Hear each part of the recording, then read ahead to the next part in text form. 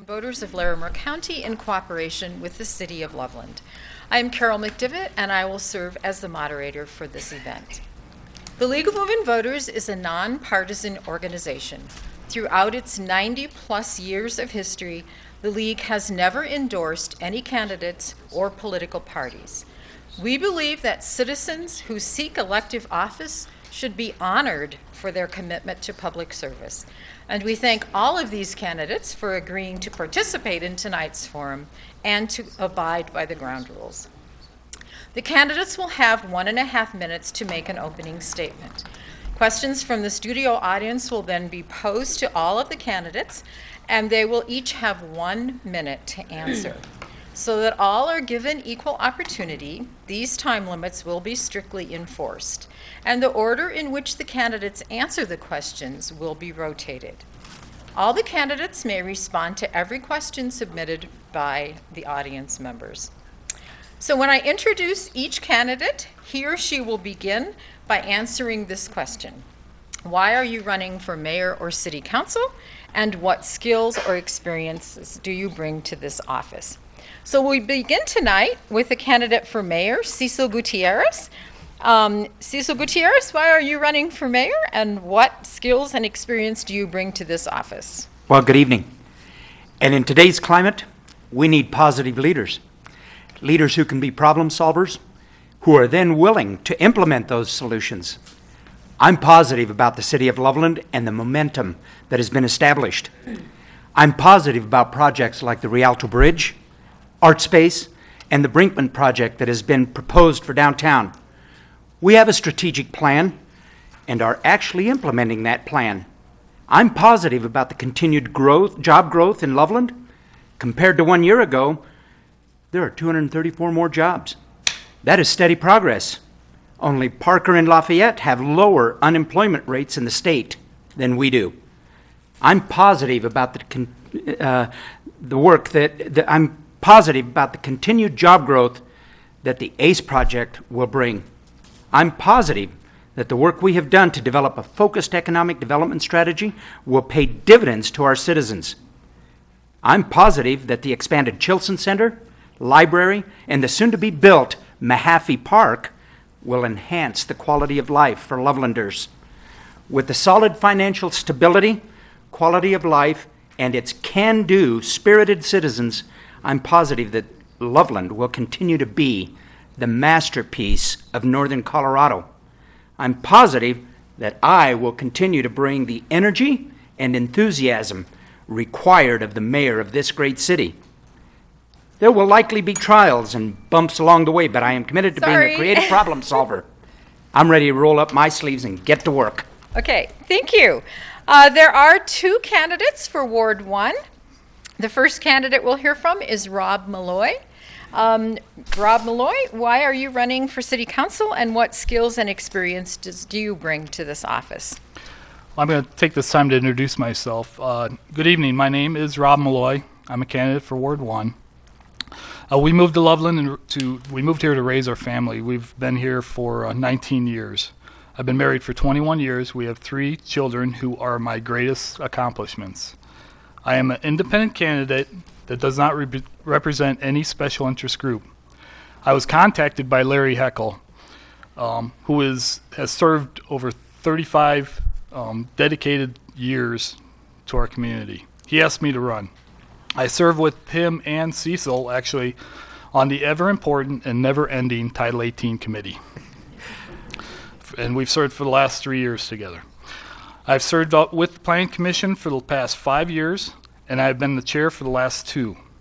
I've served on multiple committees on the city and have over 21 combined years of experience in serving in volunteer work with the city. We are a family, we are a family dedicated to the city. My wife spent 5 years on the Financial Advisory Committee, and my daughter is current chair of the Youth Advisory Commission. She's actually in the audience, the one with the red face. I own my own small business, a consulting company that does land planning, design, and entitlement work for business owners and for developers. I truly understand the concept of smart growth.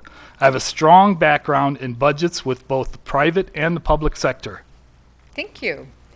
The second candidate for Ward 1 is Chauncey Taylor. Mr. Taylor, why are you running for City Council, and what experiences and skills do you bring?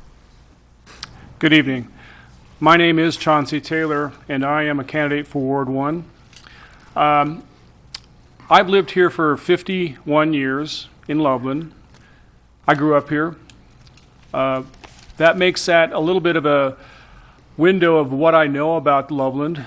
As a matter of fact, this room right here is where I had my second grade English class, so I do have roots to this building even.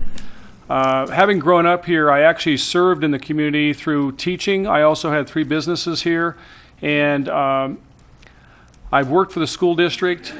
I now actually own and operate Johnson's Corner, so I bring to the council a business perspective that has been actually solicited to provide my experience of actually operating a business and bringing that perspective to council. A number of individuals in the community actually asked me to put my name in the ring to serve. I looked at that, and I felt that it was time for me to step forward to actually provide a little bit of insight. With that, I think that Loveland is a healthy community. It's a very vibrant community. I want to see that move forward. I think that the, if you will, the talk on the street right now is jobs. We need jobs to create a healthier community, to create a base that we can now move forward to provide all the services and all of the amenities that this community has become comfortable with. And so I ask for your vote. Thank you. In Ward 2, there are 3 candidates. The first candidate is Mr. Philip Farley. Mr. Farley, why are you running for City Council, and what skills and experiences do you bring to this position? Well, thank you, Carol. And before I start, I would like to thank the League of Women Voters and those in attendance, those watching at home, and those in the dais for sharing this event. I think it's something that's very important for us all. Thank you all. We have 60 new jobs in downtown Loveland because of the Rialto Bridge project. And my community leadership helped get this done. Thanks to all of you that have helped participate in that. We've had quite a ride getting this far. And you know why I did it? Because I care so deeply about and am so proud of our community. I've spent my life building bridges between private businesses and public institutions. I've helped businesses find thousands of qualified employees while at IBM and at HP. In other words, I'm all about creating jobs. And now we have 60 more jobs for people here in Loveland. I don't think you can get more pro-business than that. You know, over 30 years of business experience and as an educator, I've spent my entire career bringing people together and creating jobs. I'm not in this race to score points. I'm in this race to make a difference. I'm here to get the job done.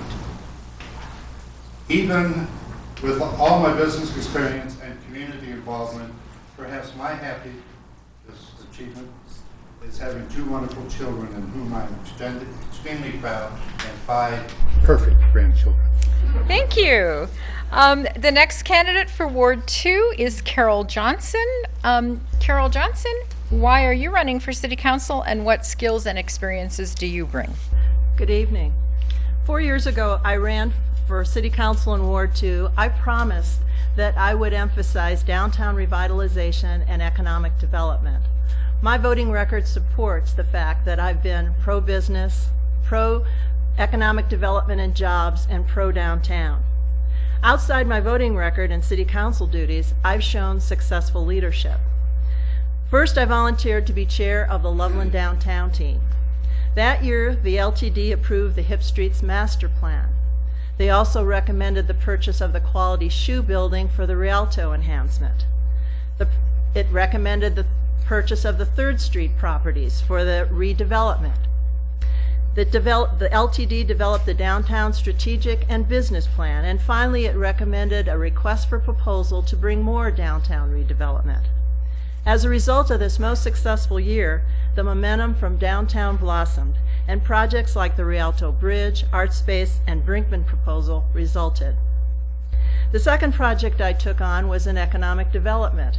I championed the revival of the lodging tax. I met with the hospitality industry to find out what their concerns were. I recommended a citizen commission to take recommendations to City Council, which now is the Community Marketing Commission. The hospitality industry wanted a 3% tax instead of a 4% tax, so we incorporated all these changes into the new ordinance. Thank you. I know that time goes really quickly, but thank you.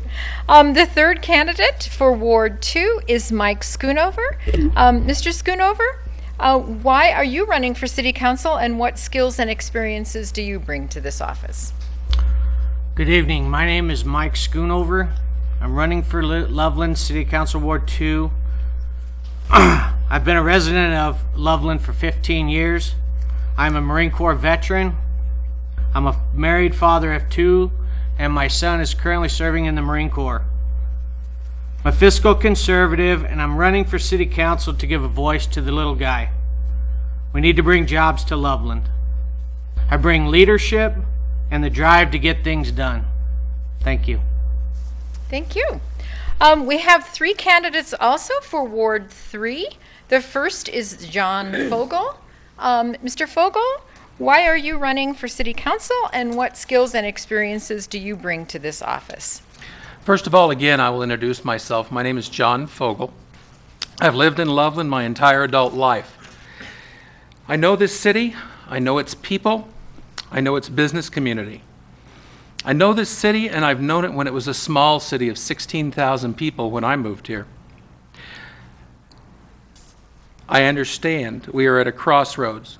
Some think that we're at a fork in the road between business growth and keeping Loveland the quaint community that we want it to be.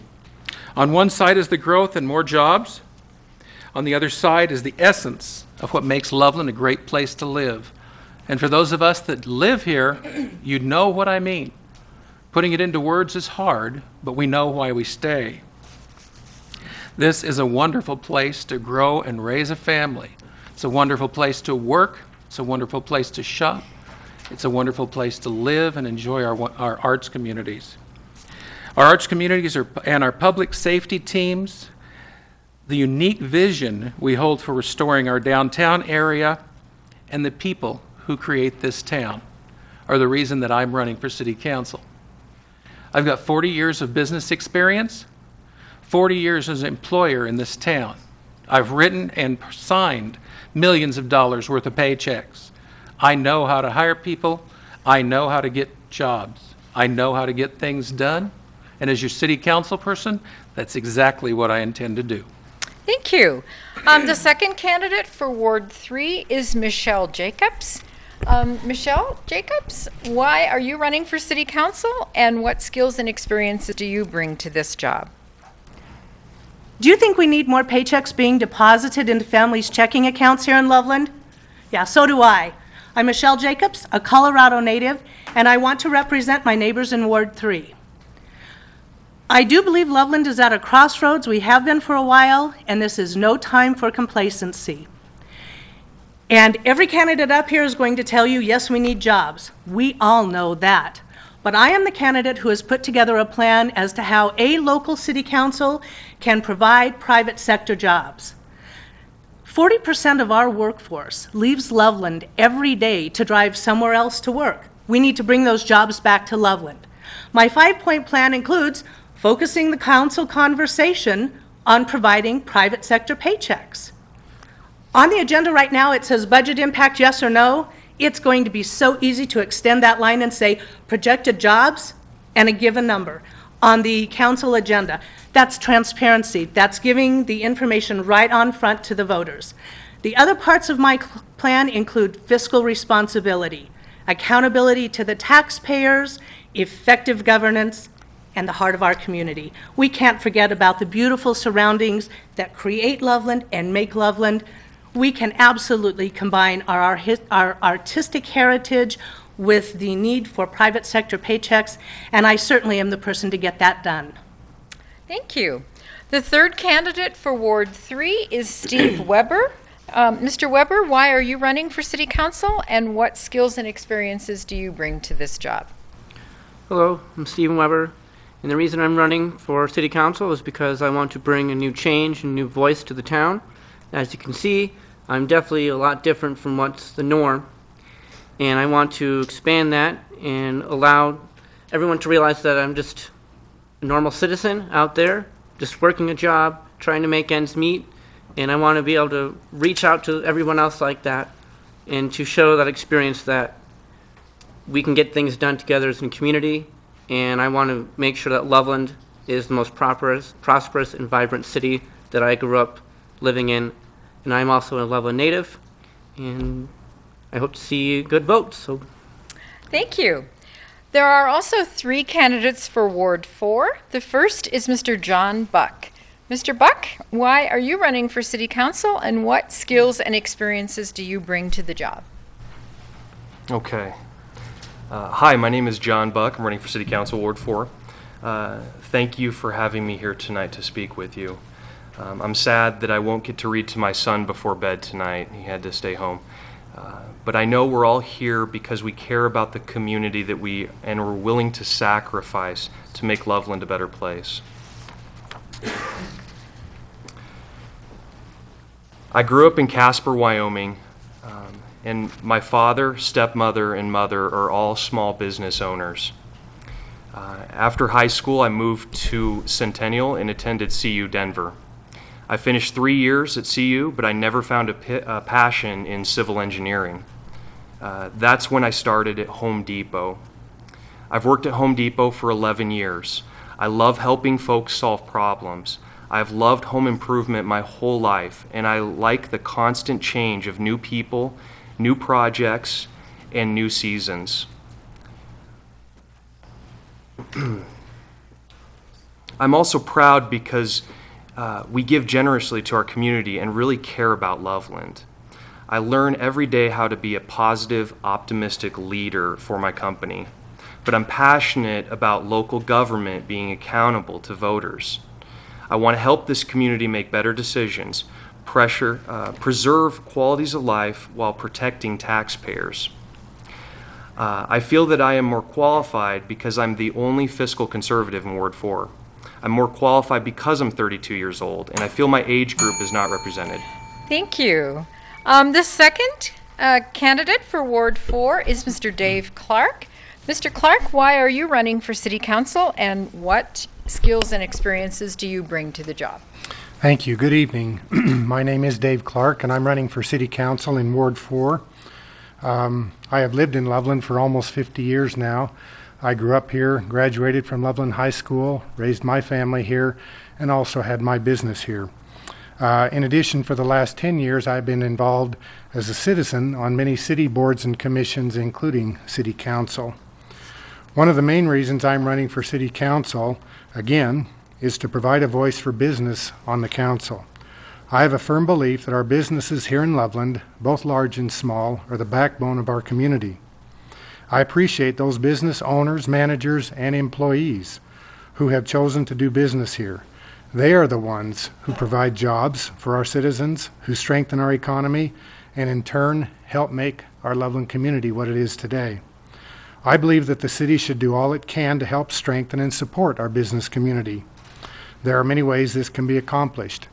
To do this, I believe it is important to have strong business-minded people on the City Council that know and understand the issues that businesses deal with so that city policies and procedures can be shaped to be of maximum benefit to the businesses of our community. My many years of business experience, combined with my years of involvement as a citizen in local government, uniquely qualify me as the best candidate for City Council in Ward 4. Thank you. Thank you. And the third candidate in Ward 4 is Mr. Ralph Trenary. Mr. Trenary, why are you running for City Council, and what skills and experiences do you bring to this job? Good evening. Let me also add my thanks to the League of Women Voters for your service to the community and for hosting this forum. Loveland matters, past, present, and future. I'm running for City Council to move our city forward, to ensure that promising new initiatives are completed through accountable and transparent good government processes with fiscal responsibility as my highest priority. As a veteran, I understand what it means to serve. I enlisted while I was in high school and proudly served our country for 26 years. My military service also meant that my family had to make some sacrifices. We moved 13 times. My daughter Caroline had 2 second-grade teachers and attended 5 elementary schools. That was tough to do and even tougher to watch. When it was time for me to retire, it became time for me to give back to the family. Holly's career, our home, and the kids took priority. Holly's hometown is now mine. The lessons we learned from moving so much taught us that we can deal with the challenges that come our way. In the 4 years that I've been a member of the Citizens Finance Advisory Commission, I have seen some of Loveland's greatest financial challenges. I love this city like an extension of my family. It's where I hang my hat. It's the place that Holly and I will always call home. I want our children and every kid growing up in Loveland to have the opportunity to have a career in this city and a good home for their family. Loveland is in a unique position to move beyond the recent recession, but we cannot do that by turning backwards and embracing the questionable practices of the past. Thank you. Okay, the first question gets to be answered first by Rob. What is your 60-second vision of a long-range plan for the look, environment, and amenities for Loveland?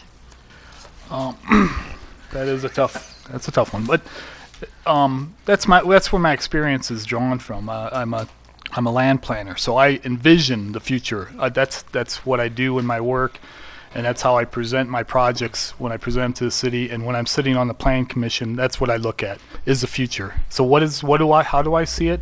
I see it as growing, the city growing at a rate that can be sustainable by the city without putting too much inhibition on the city itself and on the residents who live here. Quality of life is my biggest, maintaining the quality of life is my biggest goal within running and serving on city council. I think we have a great place to live, and I want to continue with the fashion that we have. Okay, thank you. The next person, Mr. Chauncey Taylor. Chauncey, what is your vision for the long-range plan for the look, environment, and amenities for Loveland? I think that the look and the feel of the community has been pretty well established over the number of years that Loveland has been in existence, and to maintain that moving forward is a very, very critical endeavor.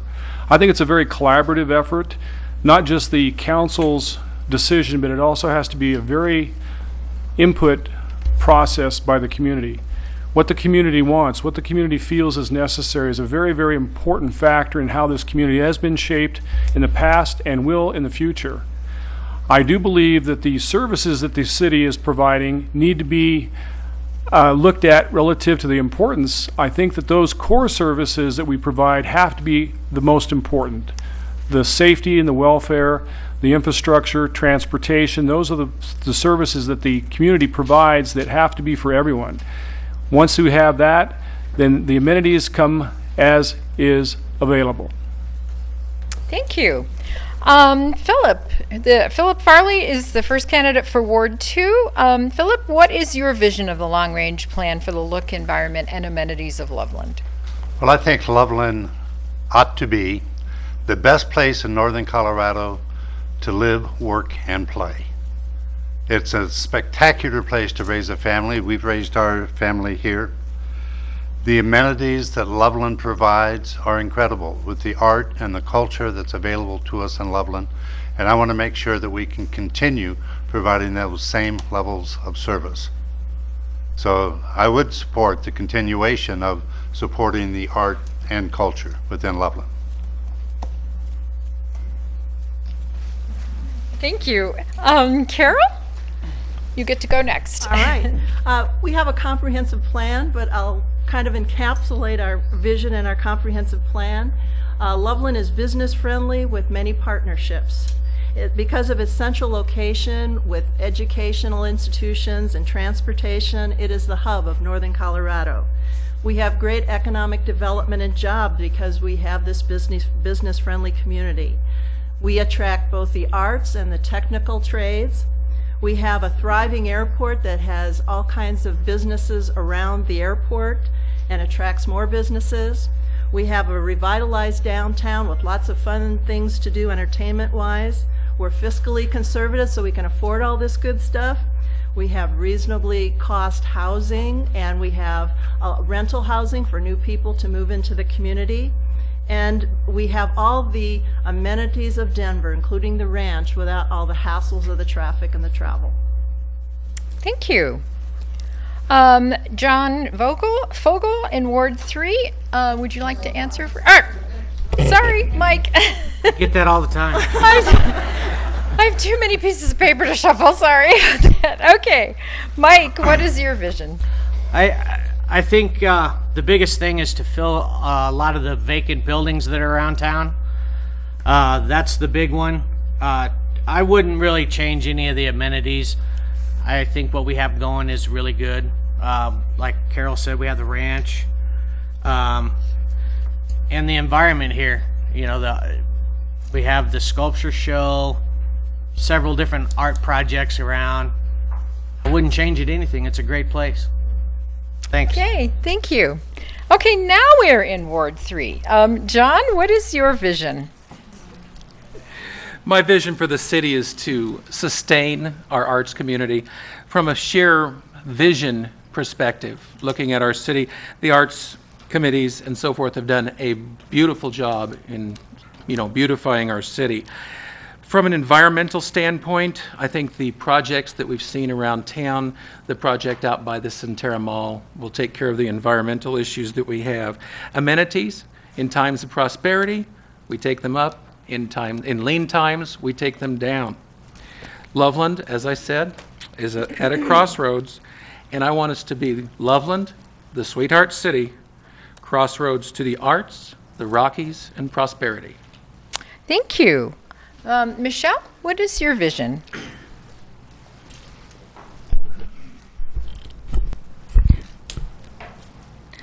My vision and long-range plan for Loveland is to maintain the heart of Loveland and our artistic heritage. It also includes my 3 priorities as to why I'm running, which is a solid economy of paychecks, of private sector paychecks here in Loveland, safe and well-kept transportation system, and a reliable water delivery to all of our people. There are some important decisions coming up within the next 2 months to 2 years for City Council, and we need to make sure that the right decisions are made for our city's future. Thank you. Steve, what is your vision for the city of Loveland? Okay, now I got the mic to work. My biggest focus is actually something Mike just said, to fill vacant buildings. And to me, that's pretty important, to utilize what's already here. And any unfinished projects, go ahead and finish those so that we can bring in new businesses, particularly small businesses, and to go ahead and bring the vibrancy back to Loveland. When I moved back here from college, I noticed a lot of empty space and a lot of desolation that needed to be capped up with something. And that something is growth within what we already have, utilize what's here, and appreciate Loveland, because this is one of the greatest places on earth. Okay. In Ward 4, we have 3 candidates.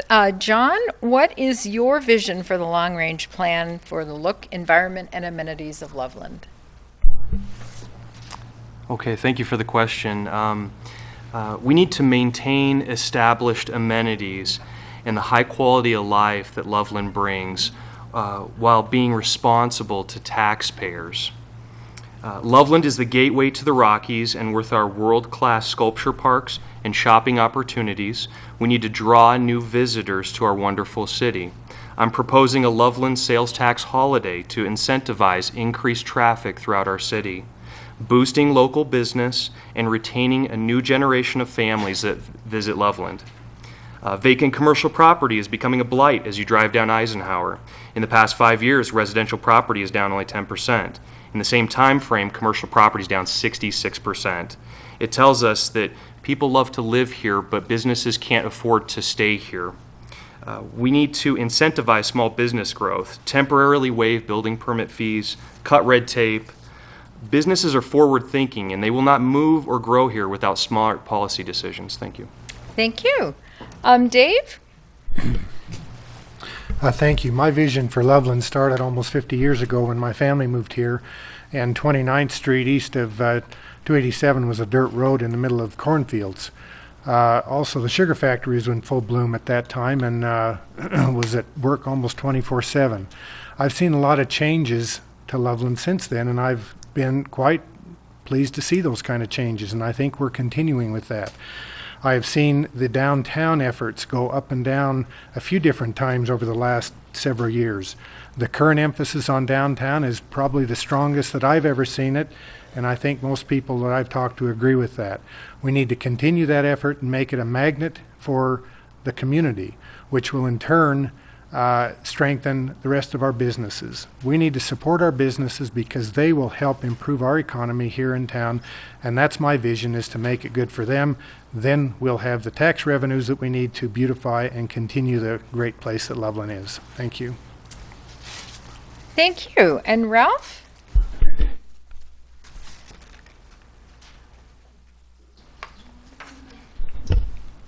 There's the red light I needed. I think first we have to understand where Loveland has been. What's been the history of the community? I inherited Phyllis Hirschman's history books and all of her maps and pictures detailing the Hirschman family back 150 years in town. I embrace that heritage. I think we have to protect the most unique and cherished elements of the community identity.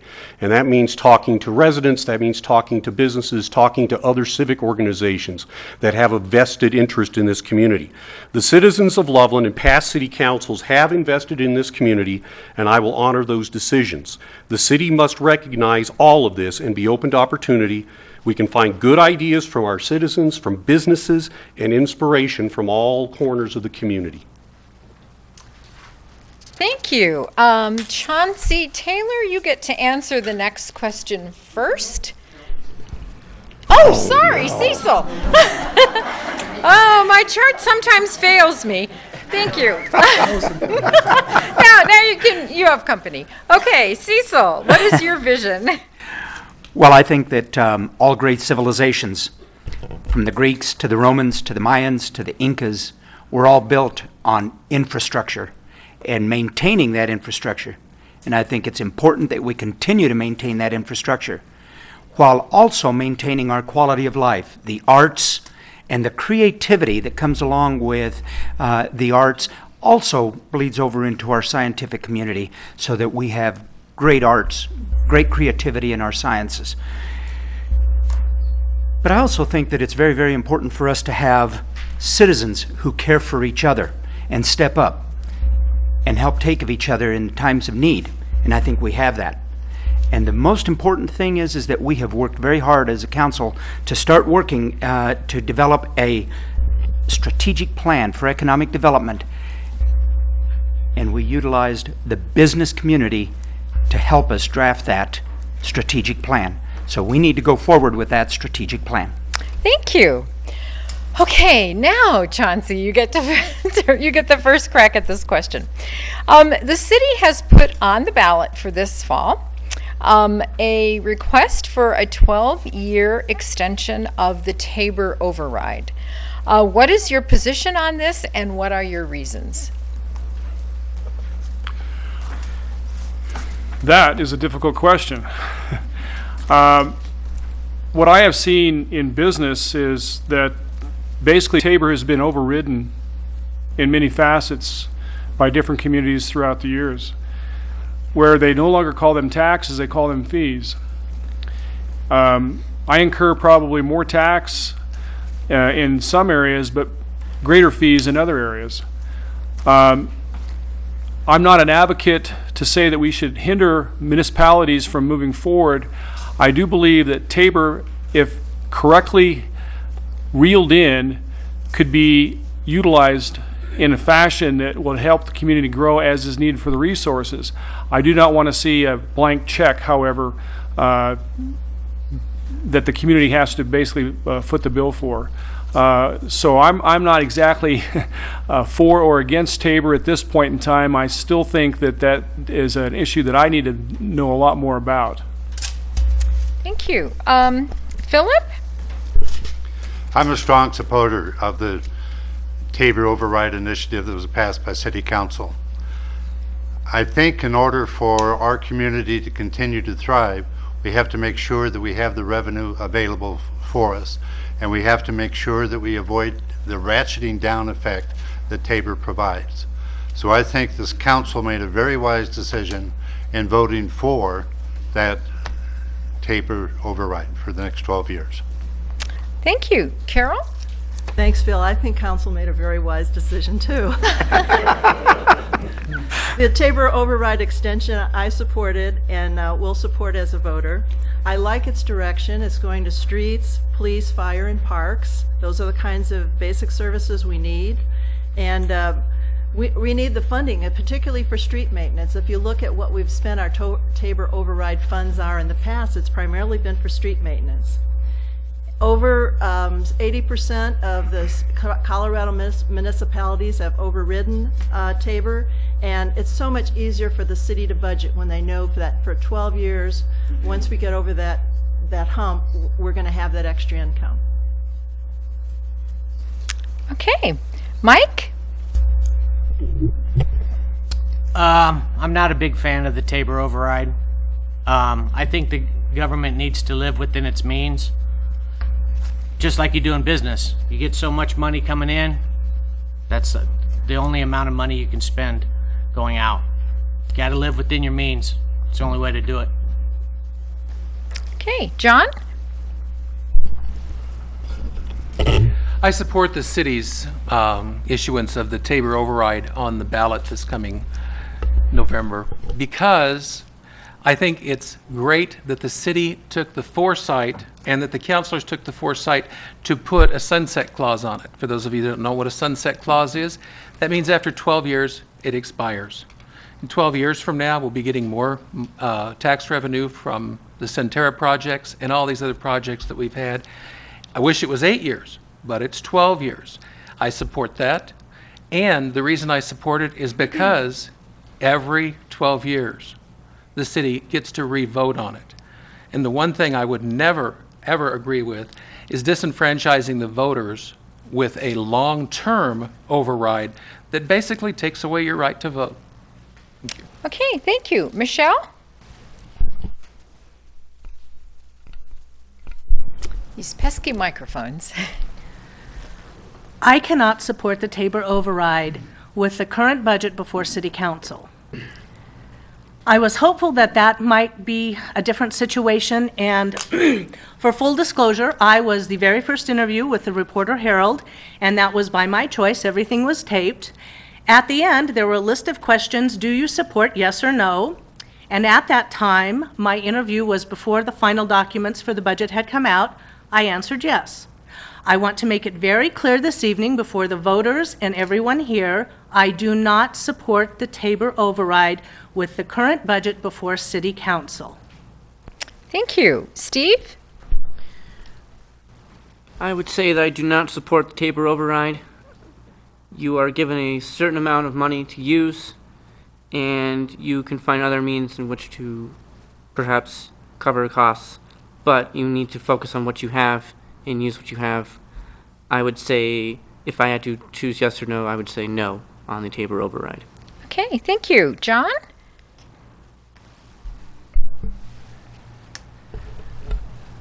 Like my fellow conservative candidates, I am against the Tabor override. Government needs to live inside of its means, and that was a tool put in place in '94 for local government to do that. There's the money that is in escrow, $5.5 million in the budget, is not needed in the current upcoming budget. My question is there really a need to override Tabor at this point at all? That's why I'm voting against it, and I encourage you all to vote no on the Tabor override. Thank you. Thank you. Dave? Thank you. I support Tabor, which is the Taxpayer Bill of Rights, which was put in place by the voters of Colorado several years ago. The purpose of that was to enforce limited government, which I think is correct. However, with over time, those things need to be corrected and fixed, and there are some problems with Tabor that have not been fixed, and I wish that would somehow get corrected. The Tabor override that we're talking about for the city of Loveland has been in place 15 years or so. I have supported that because that override only applies when the economy is strong. For the past few years, there have not been any excess funds from the Tabor override surplus that the city has been able to use because of the economy. When the economy is strong, then this applies, and that's where I think, and I agree with that. The other thing is the funds are restricted to transportation, police, fire, and parks, I believe, which is a very restricted use, and I agree with the use of those funds. Thank you. Ralph?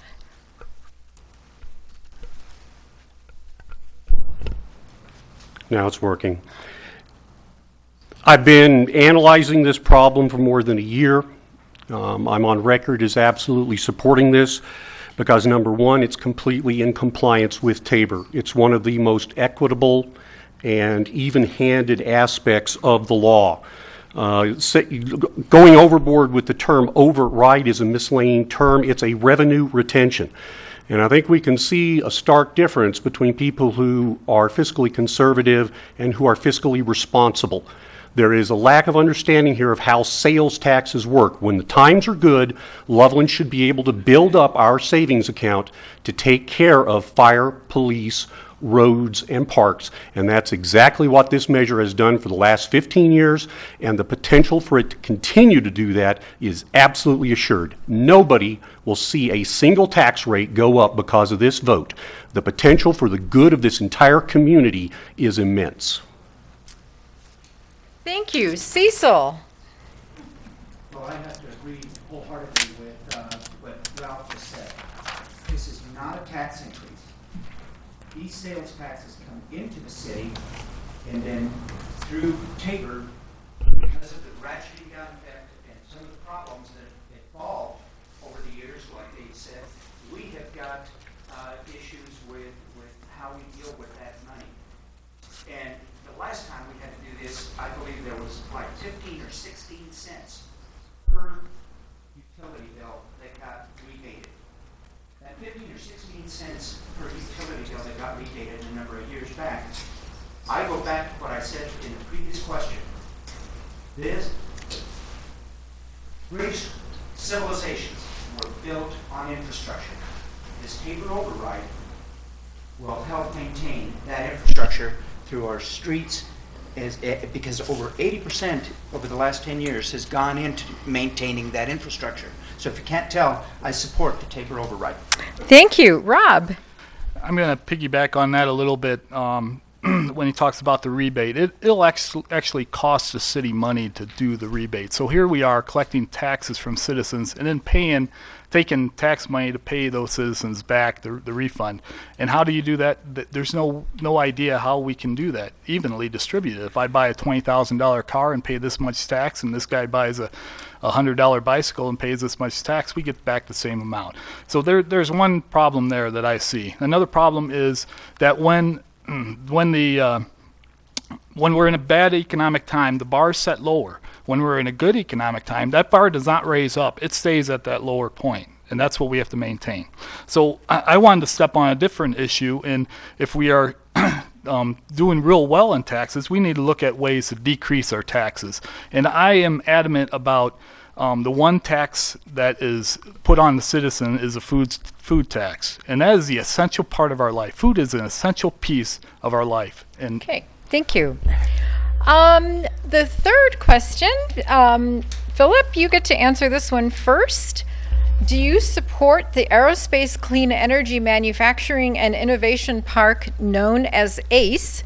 Do you think it will really happen, and why or why not? So that really falls right into my wheelhouse.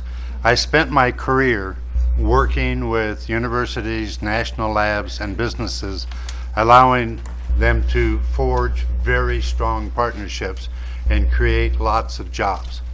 I think ACE is very likely to happen.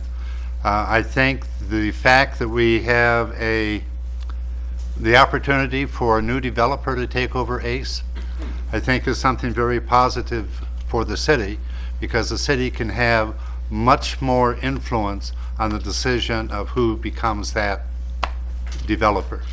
Our potential for 5,000 to 10,000 new jobs over the next 5 years is absolutely phenomenal. That'll bring the young people to Loveland and the young families to Loveland that we want to see here. Okay. Carol?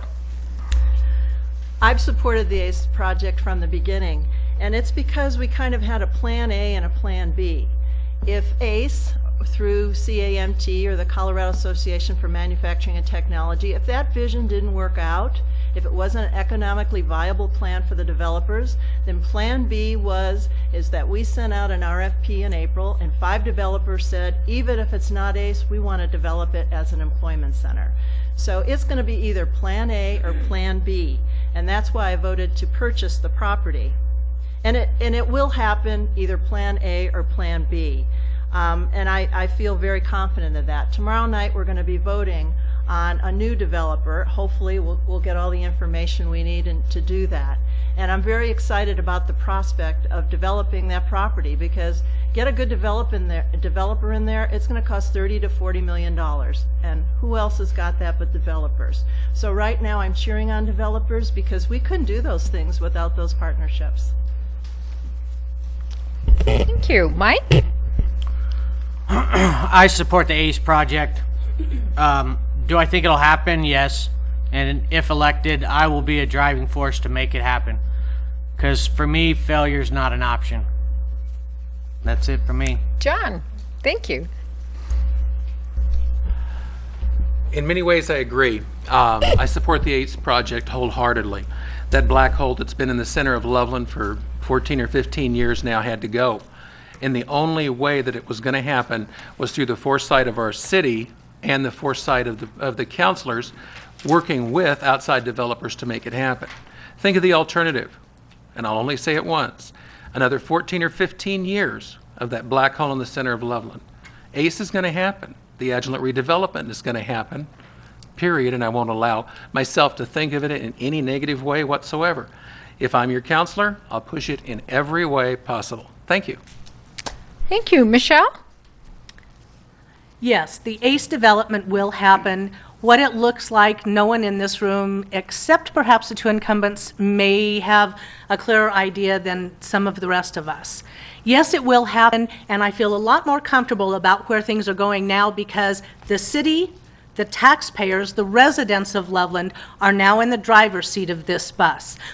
They are in the right role. In CAMT, they are now in their right role as a resource to help us find the right fit for that property, for that campus, to make it a revenue generator and provide more paychecks for Loveland families. Thank you. Steve?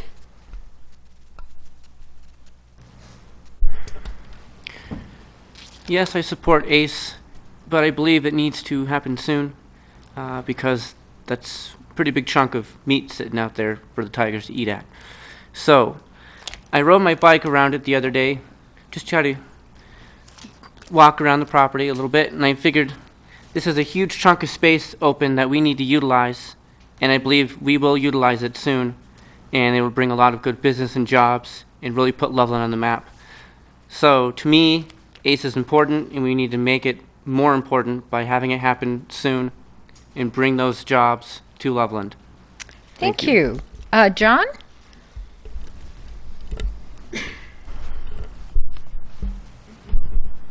Yes, thank you.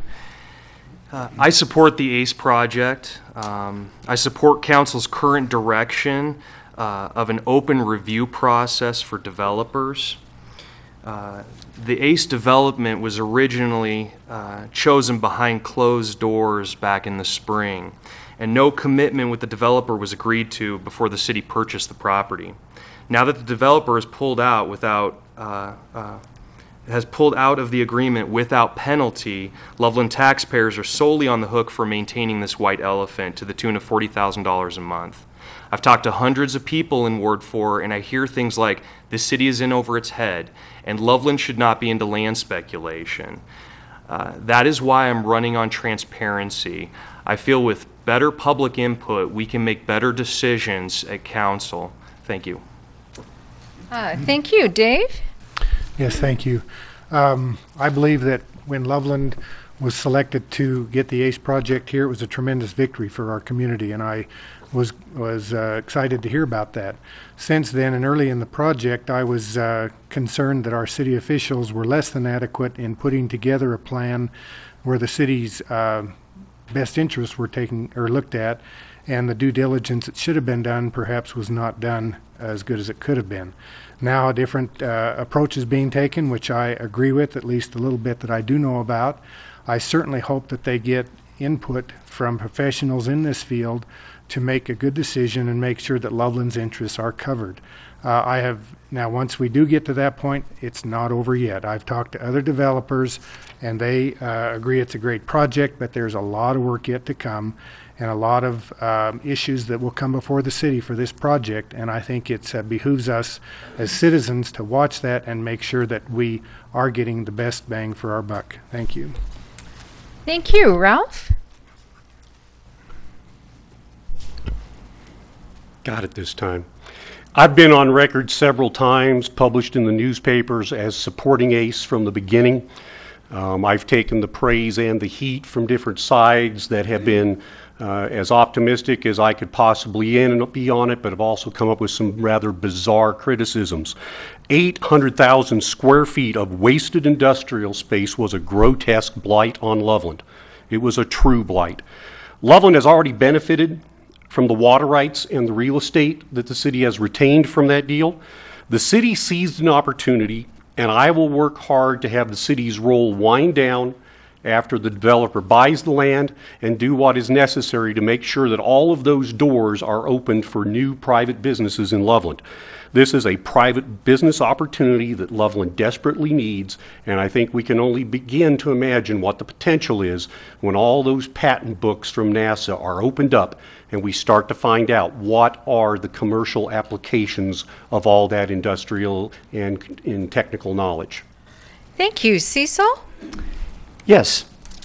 I think there, in my very opening statement, I commented that I'm very positive about the ACE project and what's going to go on with the redevelopment of the old Agilent and HP property. The reason I'm confident is that we did have a Plan A and Plan B. This was never, in my opinion, as big a risk as has been portrayed up here in purchasing that property. When you have the single goal of getting that property into private hands for private development from day one, and you have the plan in place, that is what needs to happen in order for it to go forward. That plan is in place. Whether it's Plan A or Plan B, it will take place. And I will tell you that when I first ran for mayor, one of the goals that I had was filling some of those black boxes. Okay. That's one. Thank you. Rob? 1 minute's so short. It is. I've got a lot to say, but I want to applaud the mayor and city council for what they've done to bring that ACE project to the city. I think it's a great project. I'm all for it.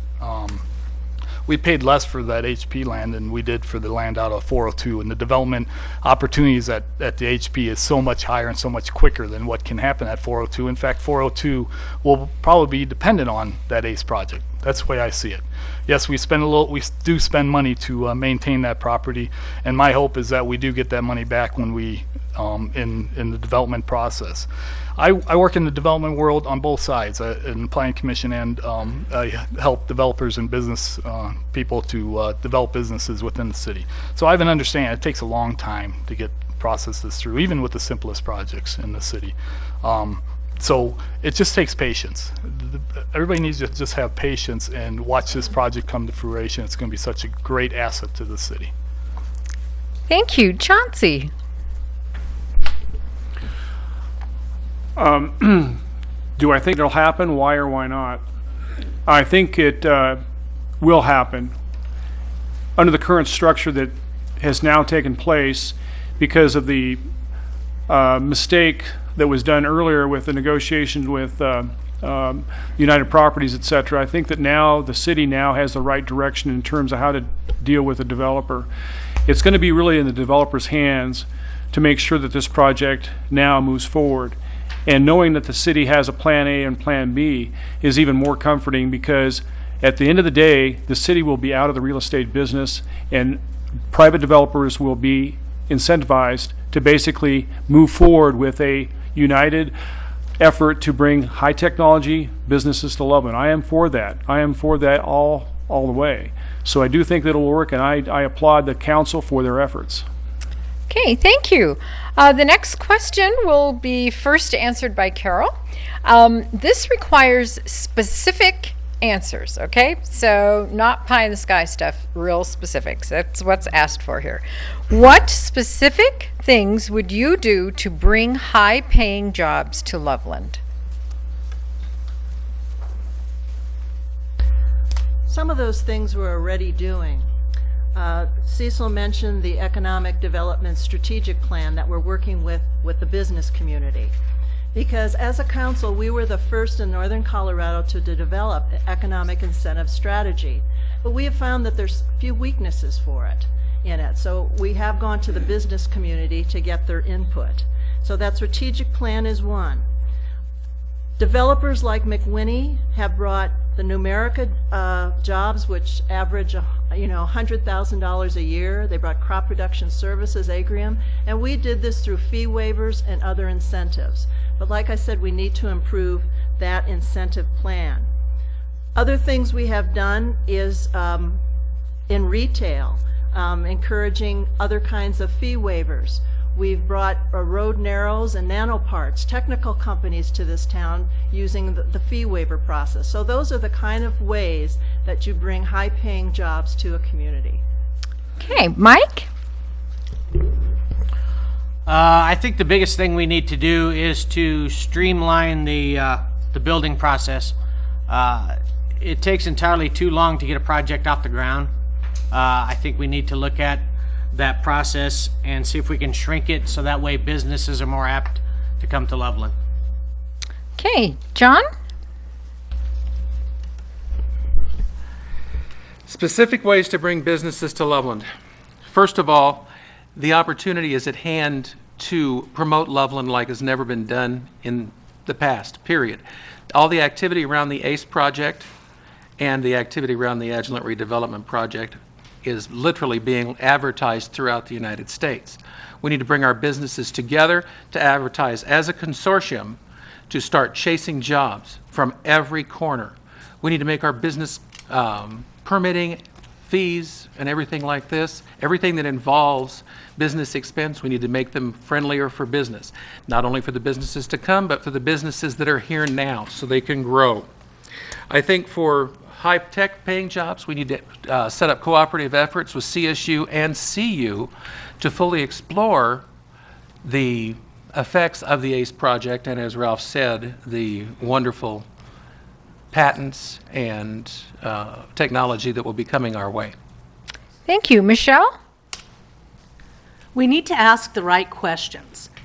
Just last week, the CEO for Coca-Cola said that China is a more business-friendly country than is the United States.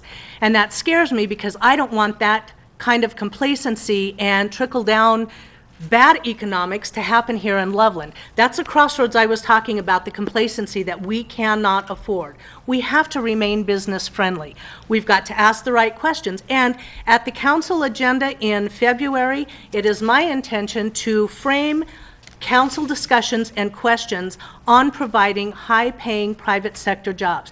City Council has that will, or we can have that will, to ask the right questions, focus the conversation, and as I mentioned in my opening statements, put it right on the City Council agenda. How many new jobs are projected? We can put that right on the agenda and be transparent to the taxpayers.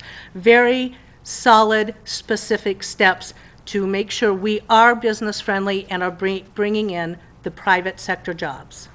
Okay. Steve? Keep it simple. Building permit waivers, tax breaks, utilize what we have, create incentives to entice and to indulge the idea of bringing business to Loveland. Thanks. John? Yeah, thank you. It's a very important question. How to bring jobs to Loveland. I don't feel that as a fiscal conservative that City Council has full control over the types of jobs that we bring to this city. It helps the project with ACE. Hopefully that will come to fruition, and we do get high-paying jobs. But we need to focus as a community on incentivizing small business growth. There's a lot of vacant commercial property in this city, and it's important that we waive building permit fees, cut red tape, and create incentives in an equitable way to encourage small business growth. A rising tide will lift all ships.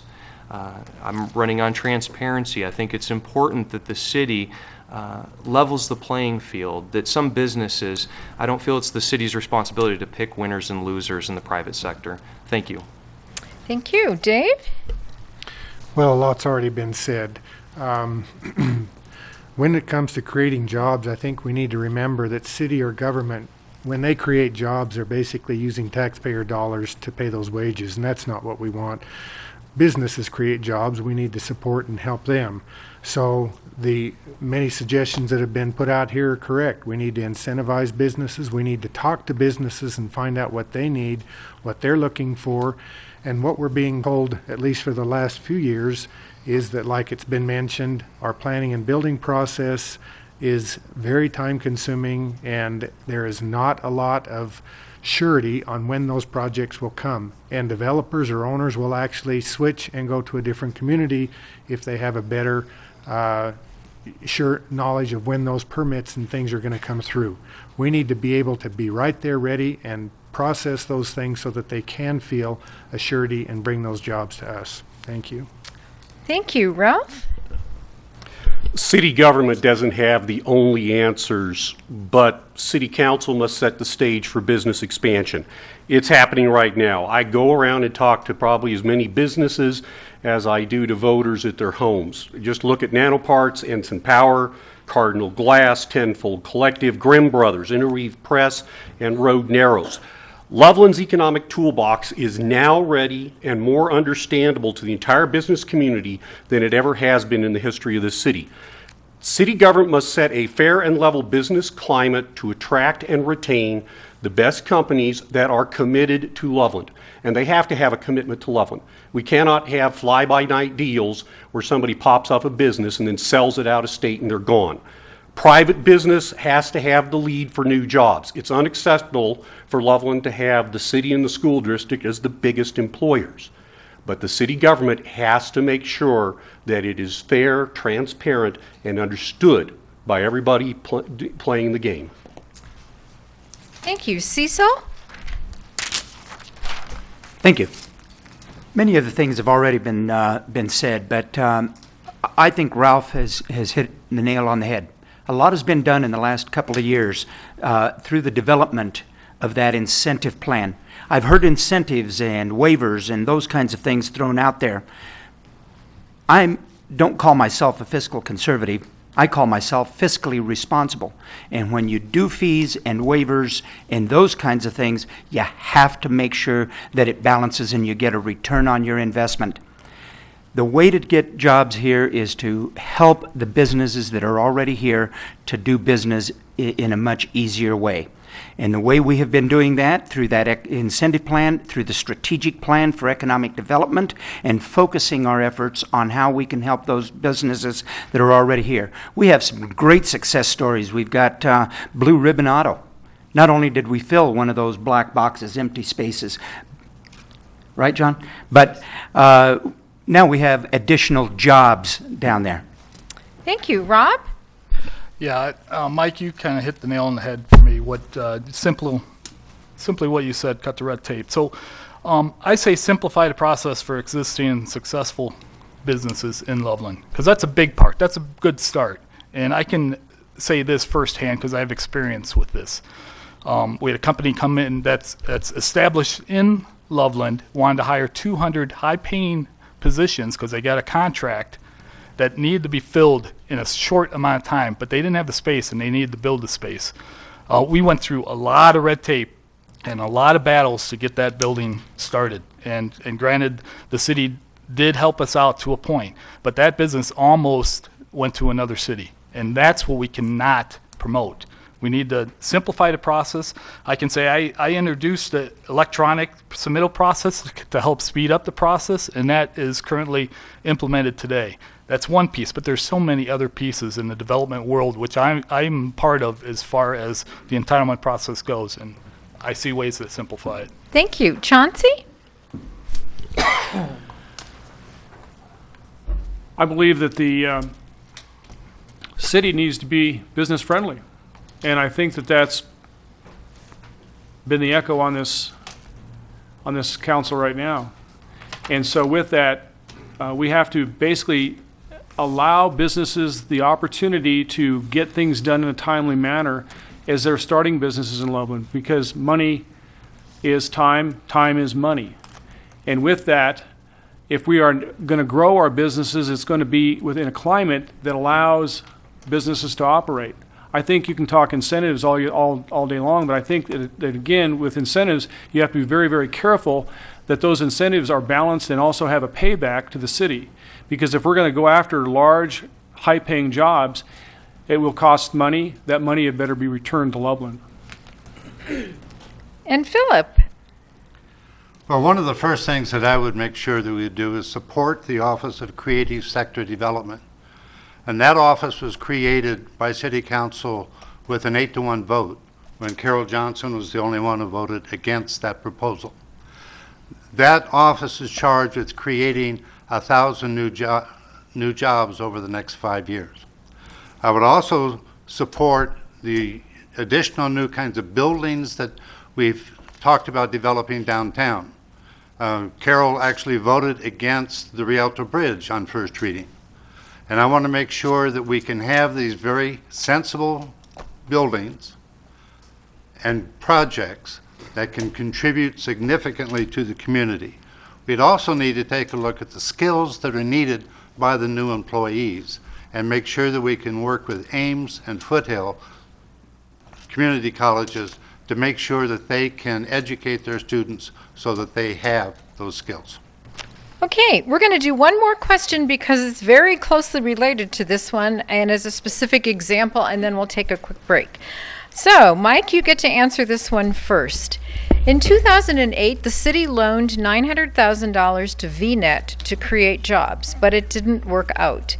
Would you approve of a similar deal in the future?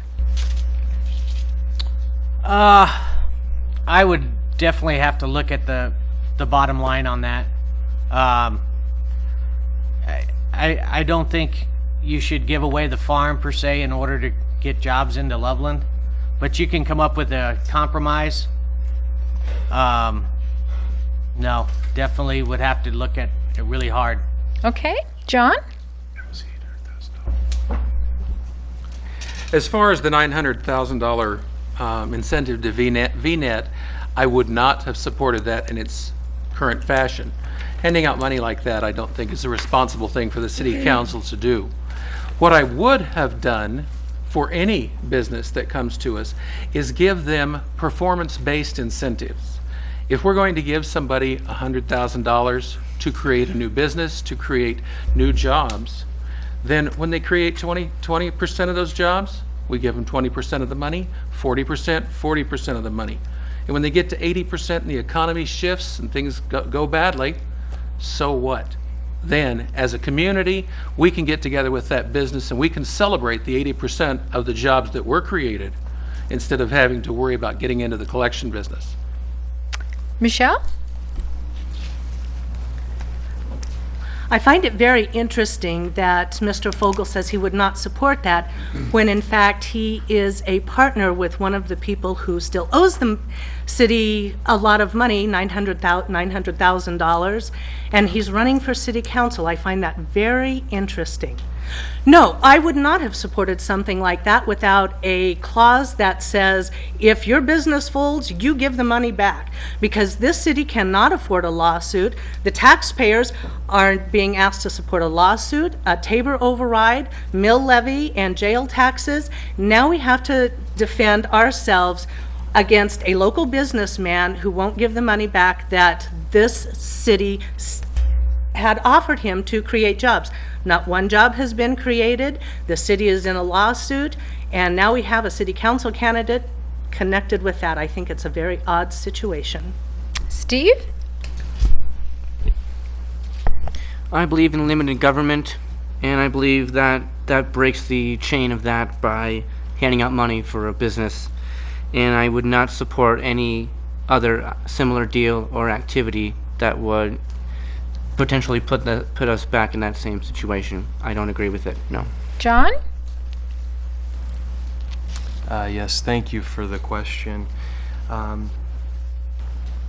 $900,000 giveaway of taxpayer money to VNet is poor management of taxpayer money and an example of local government picking winners and losers. Past councilors, like my opponent Dave, have failed to adequately protect taxpayers' interests. Deals like VNet and the 402 land purchase, all done behind closed doors. It's no wonder that I see more Chauncey Taylor signs in Ward 4 than Dave Clark. It's a clear sign that Ward 4 wants pro-business leaders, not more backroom deals and poor decision making. It's exactly what I'm hearing on the campaign trail, and it's unique to me because I'm the only candidate in Ward 4 going door to door, really listening to what the voters want. Thank you for your time. Dave?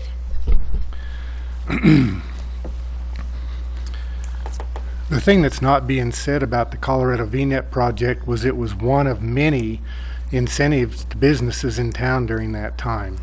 There were others. McKee Hospital was one. There was a few businesses downtown that were offered incentives.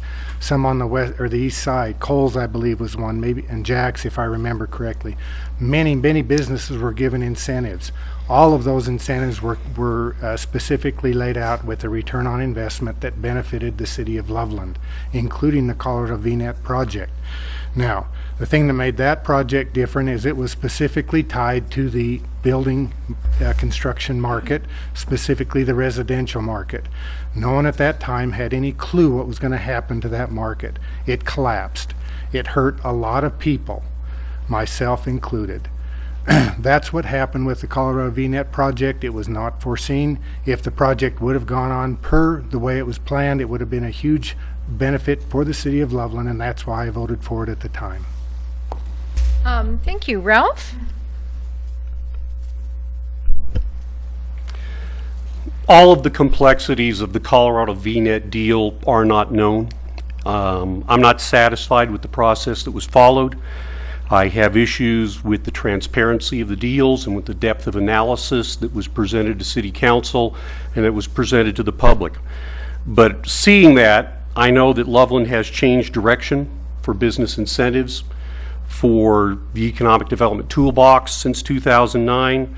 Loveland has learned the lesson, and you're hearing up here from all the candidates how that kind of mistake cannot be made again. Yes, there were economic factors, but there were good practices that were not followed when the deal was finally passed by council. It's 30 years too late to pretend that business incentives by government can just go away. There is no city, no county, no state in this country that is going to agree to remove business incentives. Cecil? Yes, Do you need me to do the question? please. Okay. In 2008, the city loaned $900,000 to VNet to create jobs, but it didn't work out. Would you approve of a similar deal in the future? No. And as a matter of fact, when this deal came up, I voted no. Was extremely vocal and was roundly criticized in the press for voting no. And the reason I voted no was because I felt that we were straying into the field of venture capitalism, which is not the way to use and protect taxpayer dollars. The problem that I saw was not only that we were straying into venture capitalism, but the other problem was that there was, in my opinion, the business plan was built on technology that was already on the way out. All of the home building, all this fancy stuff was going to go to phones rather than to the other kinds of technology that was being produced. So technology changes quickly. The amount of time it was going to take to build that many jobs, in my opinion, was not going to happen. Luckily for us, we only lost $900,000. Pueblo in venture capitalism lost $9 million. Thanks. Rob? Yeah. Well, I'd like to start by saying to remind the candidates not to take personal attacks on other candidates. That's part of our rules. I'd like to just step that back into staying professional. Desperate times does not constitute desperate measures. So the way I see it is you never invest more than the investor, and that's what happened with VNet. So I would not support such a measure in the future. Okay. Chauncey? As a citizen like yourself, I wasn't privy to all the discussions and the negotiations that went behind the scenes with Colorado VNet. I do believe, however, that the city should not be in the banking business. I do believe that, like a lot of the candidates here, incentives don't go away, but I think they need to be scrutinized to a very, very high level.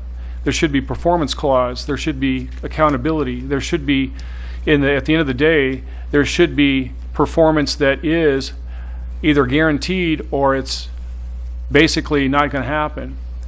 At the end of the day, I don't think that the city should be in the banking business and loaning money.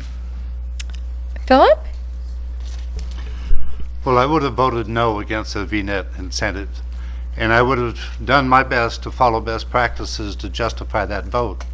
There are a number of research organizations, one of whom I used to work with, called the Gartner Group, that really analyzes those kinds of technologies that could have provided a lot of information to demonstrate that that technology was outdated. But the thing that hasn't been mentioned that I think is an important ingredient on any of the incentives the city might offer would be a clawback provision. So some way that someone would be held accountable to refund some of the money that was generated through an incentive program. Okay, thank you. Carol? This was in 2008, before we had an economic development policy, and as Dave mentioned, it was a very different economic climate. It was before the economic downturn. And I voted for it for a number of reasons. And I think people have mischaracterized this. There is a clawback. Bill Byerwalters is on the hook with a personal guarantee for that $900,000, but he refused to pay us back. So that's why we're suing him. There was a clawback. So we will eventually get it back. Something before we had our economic development policy, and as I said, we've recognized some problems with it, so we're refining it more now, is we didn't have Martin Shields do full workups on return on investment, and we didn't have the research that we do now.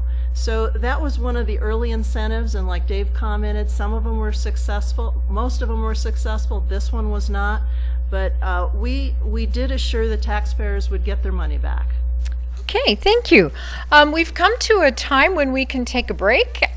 We'll take not longer than 10 minutes, so if you're all back in your seats, that would be great. We'll start as soon as you all return. The people at the home audience can go pop popcorn, and we can just kind of stand and stretch our legs a little bit, and then we'll be back for some more. Thank you.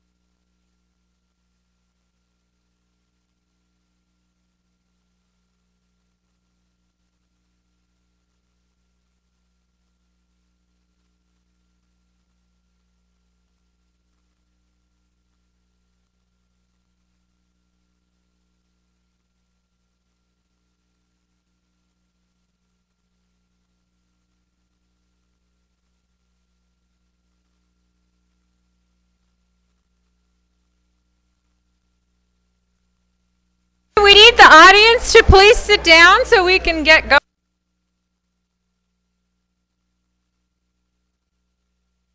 Candidates, I appreciate Rob's reminder about being careful about personal attacks. It is not a personal attack if you talk about someone's record unless you don't tell the complete story about that. If you feel that a vote that you have made has been mischaracterized, please take your opportunity when you do your closing statement to clarify that for us. Okay? All right. So we are ready for question number 6, and I'm believing that we are live. Okay, and John, you get to be the first person to answer. John Fogel is one of the 3 candidates running for Ward 3, and this is the question. For transportation, economic development, and the environment, what opportunities and pitfalls do you see for regional cooperation with our northern Colorado neighbors?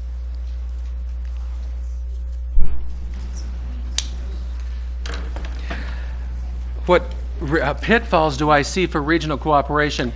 Opportunities and pitfalls. Okay, opportunities and pitfalls. I think from a standpoint, excuse me, I got to write that down now that you said it. From a standpoint of regional cooperation, I think we do need to cooperate with our neighbors in Fort Collins, Greeley, Longmont, and all the little cities around us.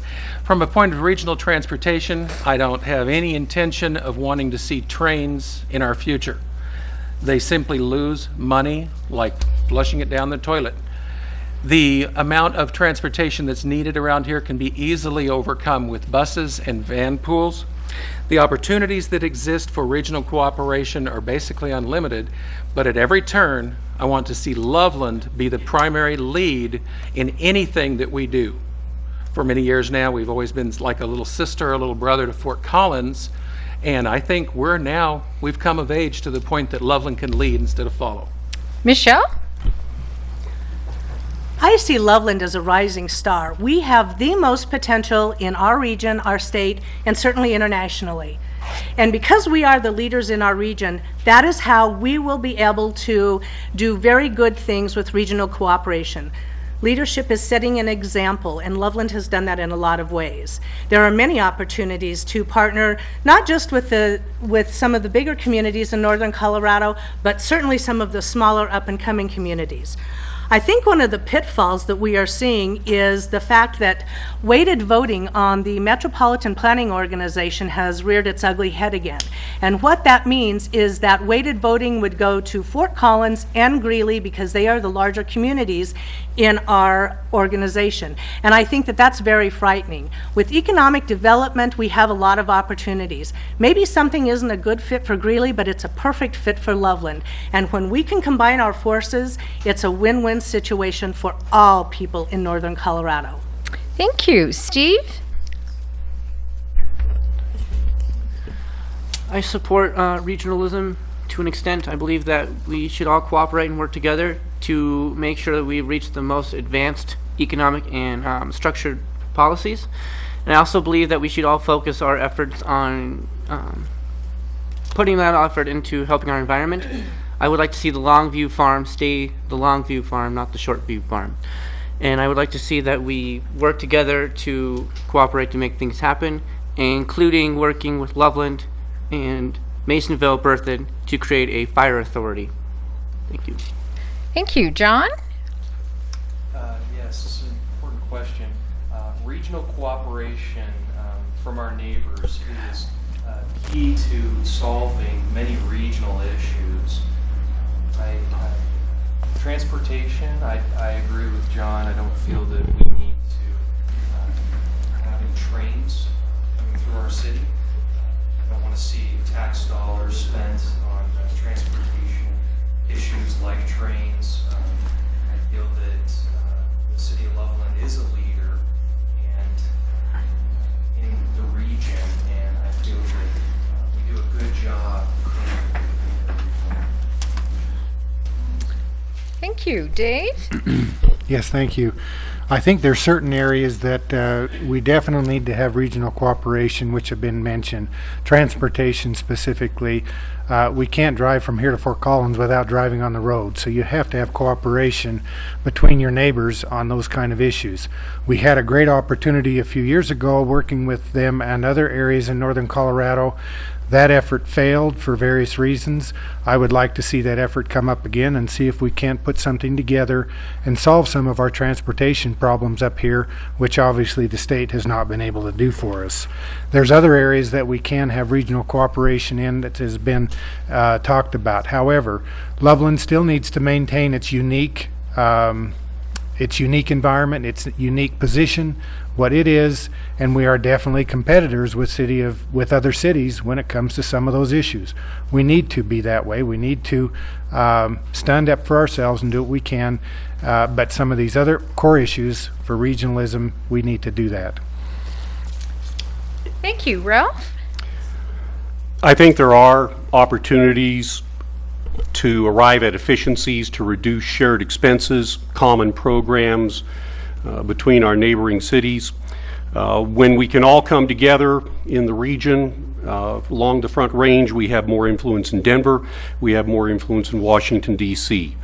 We have to sustain what Loveland has right now for our open spaces, and I'm hearing a lot of people that are very anxious to see the trails completed for our bicyclists and for our hikers. What I am concerned about is to continue to be very careful with expenses. Short-sighted good ideas are a message to me of high risk. I want to see them analyzed, I want to see them proven, I want to see the impacts of secondary and tertiary effects to know what we're getting into. Loveland cannot be pressured into paying the bills for our neighbors because of our fiscal strength. Our first responsibility is to the city of Loveland, to our citizens, and to our businesses. But wherever possible, we need to take advantage of the regional cooperation. Thank you. Cecil? Yes, I've over the last 4 years have been involved in many conferences, meetings, roundtable discussions about regional cooperation.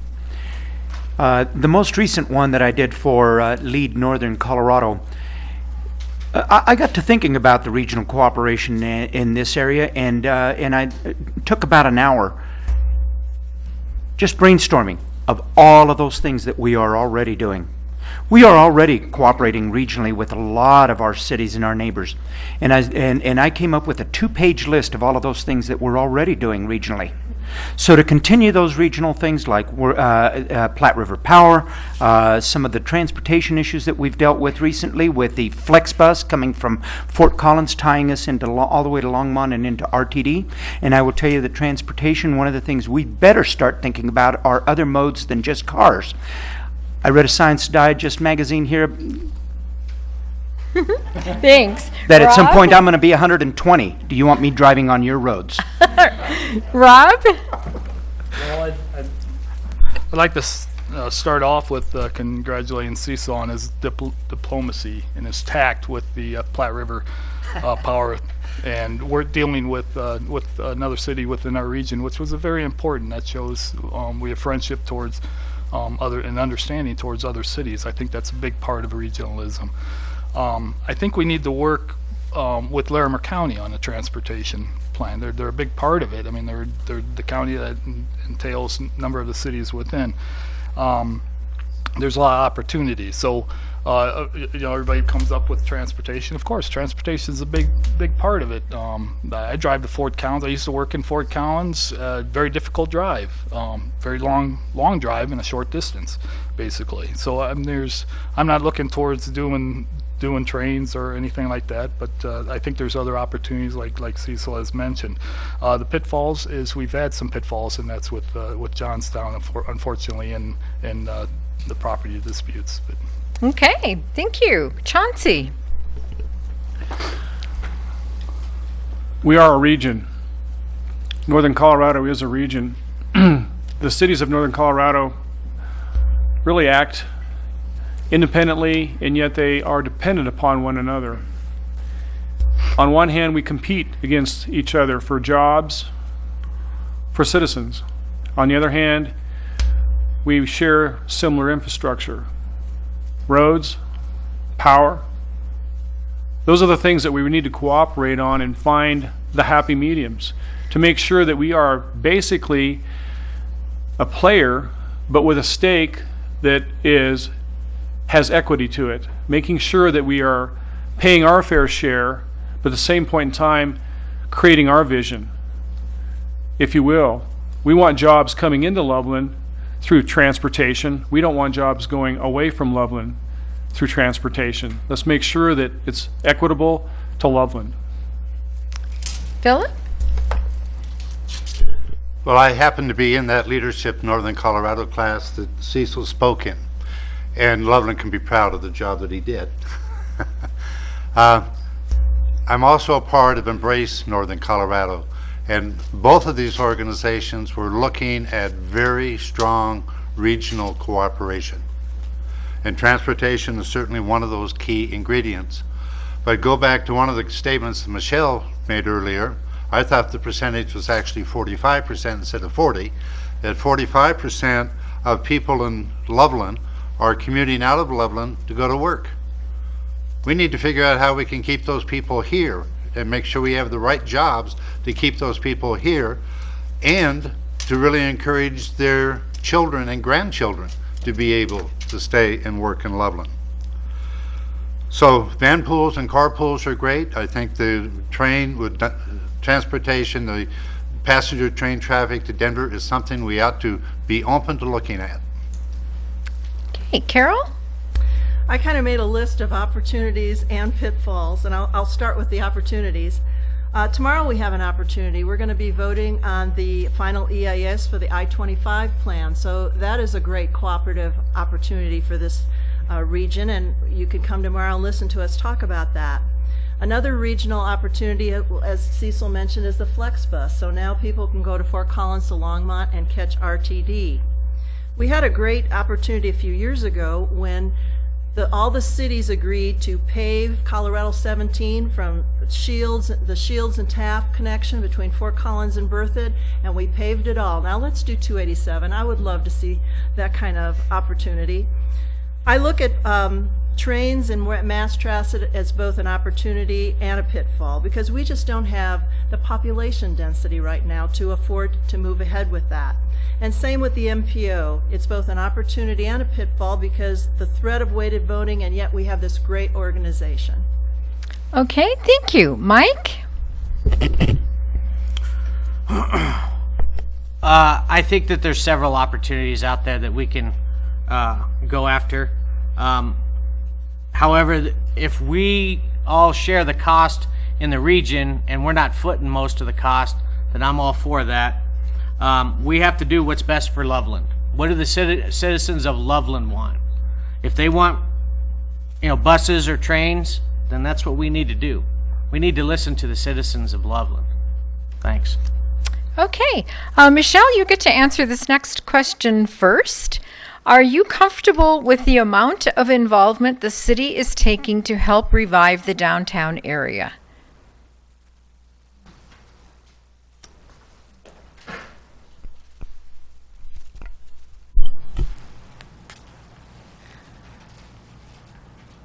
I am very comfortable with the amount of involvement that the city has taken to improve the downtown. There's a poll on the NCBR website right now, and it asks business owners, what 3 things do you need to increase your business? One is tax breaks, the other is less regulation, and the third is more consumer demand. By 51.6%, businesses said more consumer demand is what is going to help their business. I see improvements such as the Rialto Bridge project as an enhancement and improvement to downtown. And I have championed downtown and been a fan. My husband and I go down there to eat. We'd love to haunt the antique stores down there. We would just like to see more of it. Fill up Lincoln Place, get those empty storefronts filled. And so I'm very glad that the city has taken a very strong interest in downtown and faceting the gem that it is in its rough. Thank you. Steve?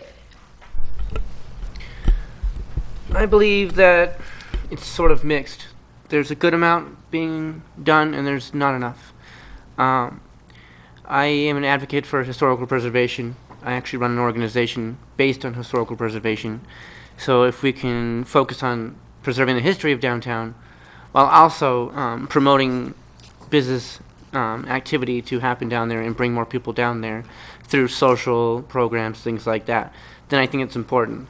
But we need to make sure that we focus on the core of Loveland before we go to the core of the outside.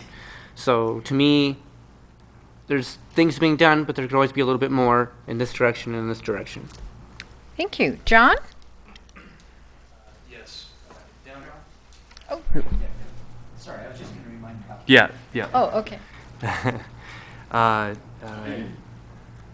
Downtown's important to all of us. We would like to all see a revitalization of the downtown area. As a fiscal conservative, I would have voted against the Rialto Bridge project. And the reason is I feel that the city is involved in a lot of land speculation. That's what I'm hearing from voters. It's a very clear message here in Ward 4. I feel that also as a fiscal conservative, we need to incentivize small business growth in a fair way, cutting red tape and lowering building permit fees and lowering capital improvement fees. Thank you. Thank you. Dave? Thank you. As I mentioned earlier, I've seen probably 3 or 4 different pushes and drives in downtown over the last several years. The one that's currently in place is the biggest one that I've ever seen, and I think it's on the right track. Part of the key for that is understanding the balance between private and public involvement there. There's some studies that we've been through in some of the groups where there's a balance between that. Early on in the process, the public is more involved, meaning the city, but the goal is to get private involved more and more so that the public eventually pulls out of that. And that's the goal that we're trying to shoot for, I think. To make downtown work, it has to be a community or an area where you can live, work, and play. That's the goal. That's what the plan is. So far, we have not been able to completely achieve that, although some good things have been made towards that. So yes, I'm in favor of what we've done downtown. We need to continue that without and make it a magnet for our community. Thank you. Ralph?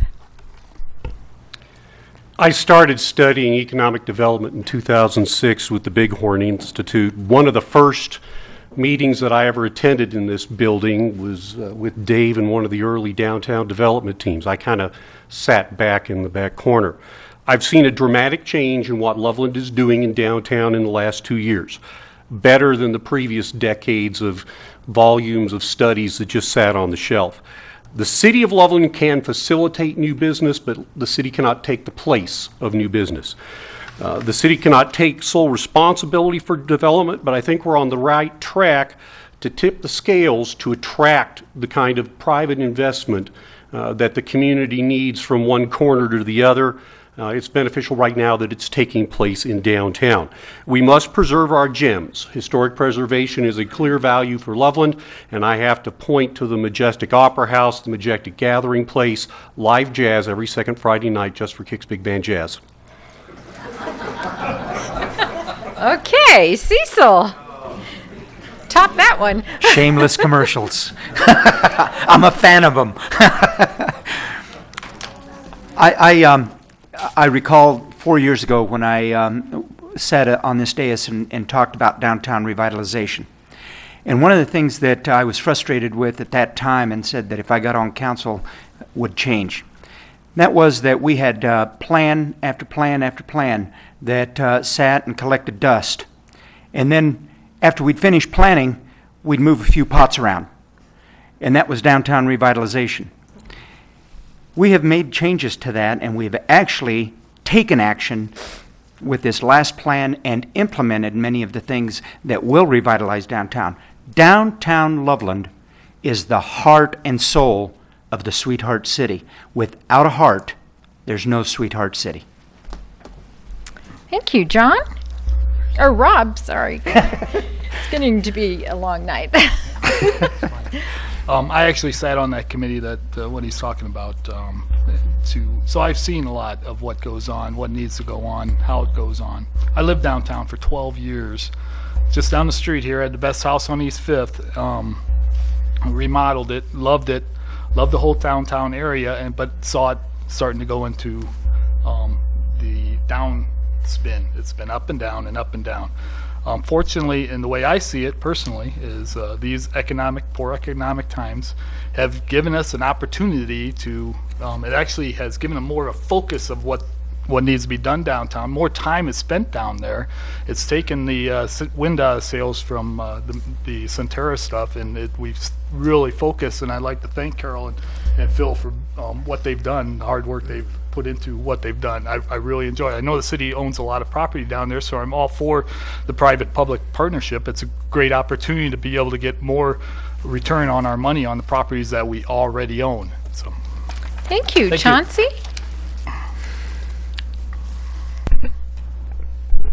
There we go. Can you hear me now? Downtown was my only place to go when I grew up here. The Rialto Theater, Centeramos, and then loop back over to the Rialto Theater and Centeramos. So downtown was it. And that was the heart of the community up till a number of years after that, when North Loveland started to develop, and then East Loveland, West Loveland, etc.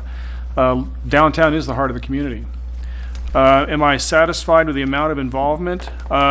I guess it's more of the type of involvement that I'm not satisfied with it, because we tend to study this problem of downtown way too long. We're going to have to make a decision.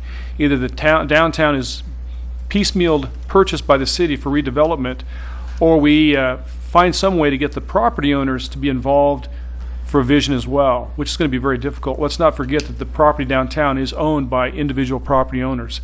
And so with that, I do think that there still needs to be a lot more work done downtown. I think that right now the vision is in place for that. Philip? Well, the city has done a lot to help with the revitalization of downtown. The Community Foundation, of which I'm part, has been one of the driving forces to help focus the efforts on the revitalization of downtown. We first sponsored a forum in which we brought Bill Hudnut to town, and we talked about, it was a forum called Destination Downtown. We had about 250 people from Loveland attend that forum, and it absolutely changed the conversation in downtown.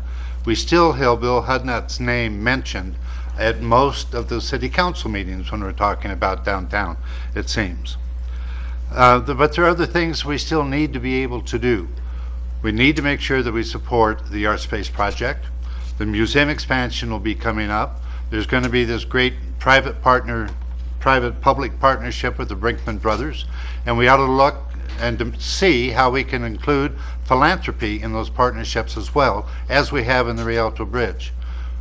Okay, thank you. Carol? I talked about my leadership on the downtown in my opening statement, so I'll bring up some different things that we've accomplished downtown. First of all, we have a new zoning ordinance in what we call the BE zone, which encourages development. Downtown, we don't have capital expansion fees, so developers or property owners can build without having to pay those fees, saving them money. We have the Urban Renewal Authority, which with developers like Lincoln Place benefited from because they got tax increment financing. And of course, we mentioned the purchase of the properties. And we are implementing the strategic plan, and we are pushing our request for proposals, which resulted in the Brinkman project. The city did pay for the financial startup costs for Art Space, and so hopefully they'll get their tax credits next year, so that can move ahead in 2013. We have a downtown staff person that just focuses on the downtown and meets the needs, hopefully, of those property owners downtown. We've given economic incentives to Lightning Hybrids. Thank you. Mike? You know, we talk a lot about planning for downtown and these ideas, but I think what we need to do is we need to execute those plans. We can sit here and talk and talk and talk and talk, but we need to execute. And all of these things are important, but if you don't have a place to park, they don't do you any good. So we need to look at parking also, instead of doing the Indy 500 around downtown. and, you know, pitching them out the window so they can go shop. That's it for me. Thank you. John? For 40 years, I've watched our downtown area be understudy.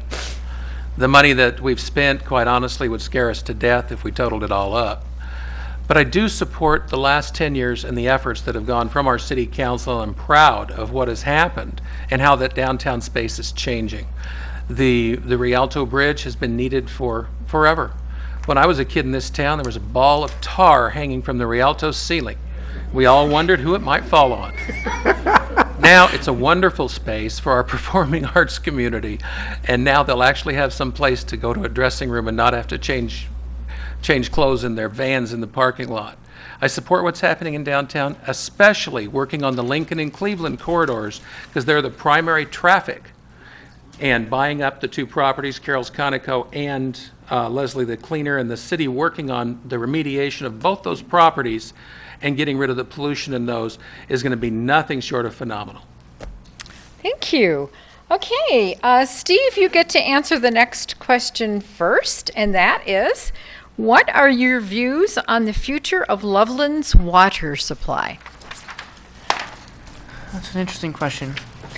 I believe it's kind of a tricky thing because a lot of the water that we do have, a lot of the lakes that we have, go to Greeley. And as I've mentioned to people before, I believe that Loveland is the Minnesota of Colorado, and the fact that we are the land of 10,000 lakes. So I believe that we need to focus more of all that water interest and water rights on Loveland and make sure that we utilize that in a way that's best for our community first. And then we can use regional activity to cooperate with other communities to use the rest of those water rights. Thank you. John? Water is key to preserving the quality of life here in Loveland. That's part of why I'm running, because I do want to preserve this community for future generations. And it's going to take water. I feel it's good that the city got water rights when it purchased the ACE property. I think that could turn out to be a wise investment. I am for new water storage so that we can develop future growth here in this city. Thank you. Thank you. Dave? Thank you. Loveland has been planning its water future for quite some time. Recently, the Green Ridge Glade Reservoir project up west of town was completed. It took a 600-acre-foot reservoir and converted it to a 6,000-acre-foot reservoir. So we increased our water storage 10 times. We still need more. The Chimney Hollow Reservoir project that we're currently involved in is a good one. We need to continue that. But again, those projects typically take about 20 years. So we're in that one. Hopefully that will continue. The Loveland Utilities Commission over the last few years has been studying another reservoir site west of Denver somewhere. The reservoirs that we have in town do not generally belong to Loveland, but they're not very good use for us because of the feasibility of getting them back up to where our water treatment plant has come back down. So we need to look at storage places up there. That process is in place. We have a good plan for the future. We need to continue to working on that and don't let that go by the wayside. Thank you. Ralph? I'm the descendant of farmers and ranchers. In 2005, I helped to create the Grandview Estates Water Conservancy District down in Douglas County. That community has strong water resources. The City of Loveland's water resources are strong. I think they're stable, but it is a long haul. Underestimating the impact of all the years that it takes to get a reservoir approved would be a tragic mistake for Loveland. Acquiring the Colorado Big Thompson shares through the ACE project was value added. There's no doubt about that. That gives us at least the rights to water that we now need to find how to store it and how to deliver it to the water treatment plant. Loveland must do our part for the Windy Gap project, but we need to recognize that it's the rivers and it's the hillside reservoirs that provide us with the water. And when Greeley lets us play in the lakes, we get to play in the lakes, but that's about all the value they have for us. Thank you. Cecil? I want to compliment somebody that, one of our staff members that recently retired. Ralph Mullenix spent decades in this city providing for a great future for water for this city.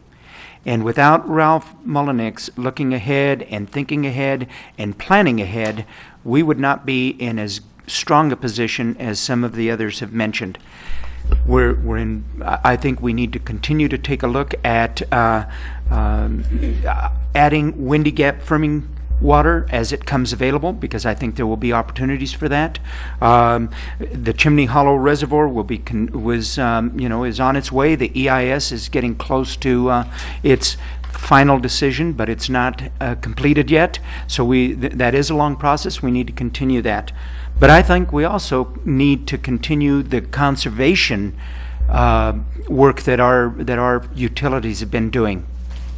Thank you. Could I ask you to explain for everybody who might not know what EIS means? Oh, I'm sorry. No, you're not the first person who used it. I just didn't stop Environmental Impact Study. Okay, thank you. Thank you. Rob? Yeah, they're very close to finalizing that. Yes. And I'll tell you what, I love Loveland water. I grew up on well water, and it's horrible.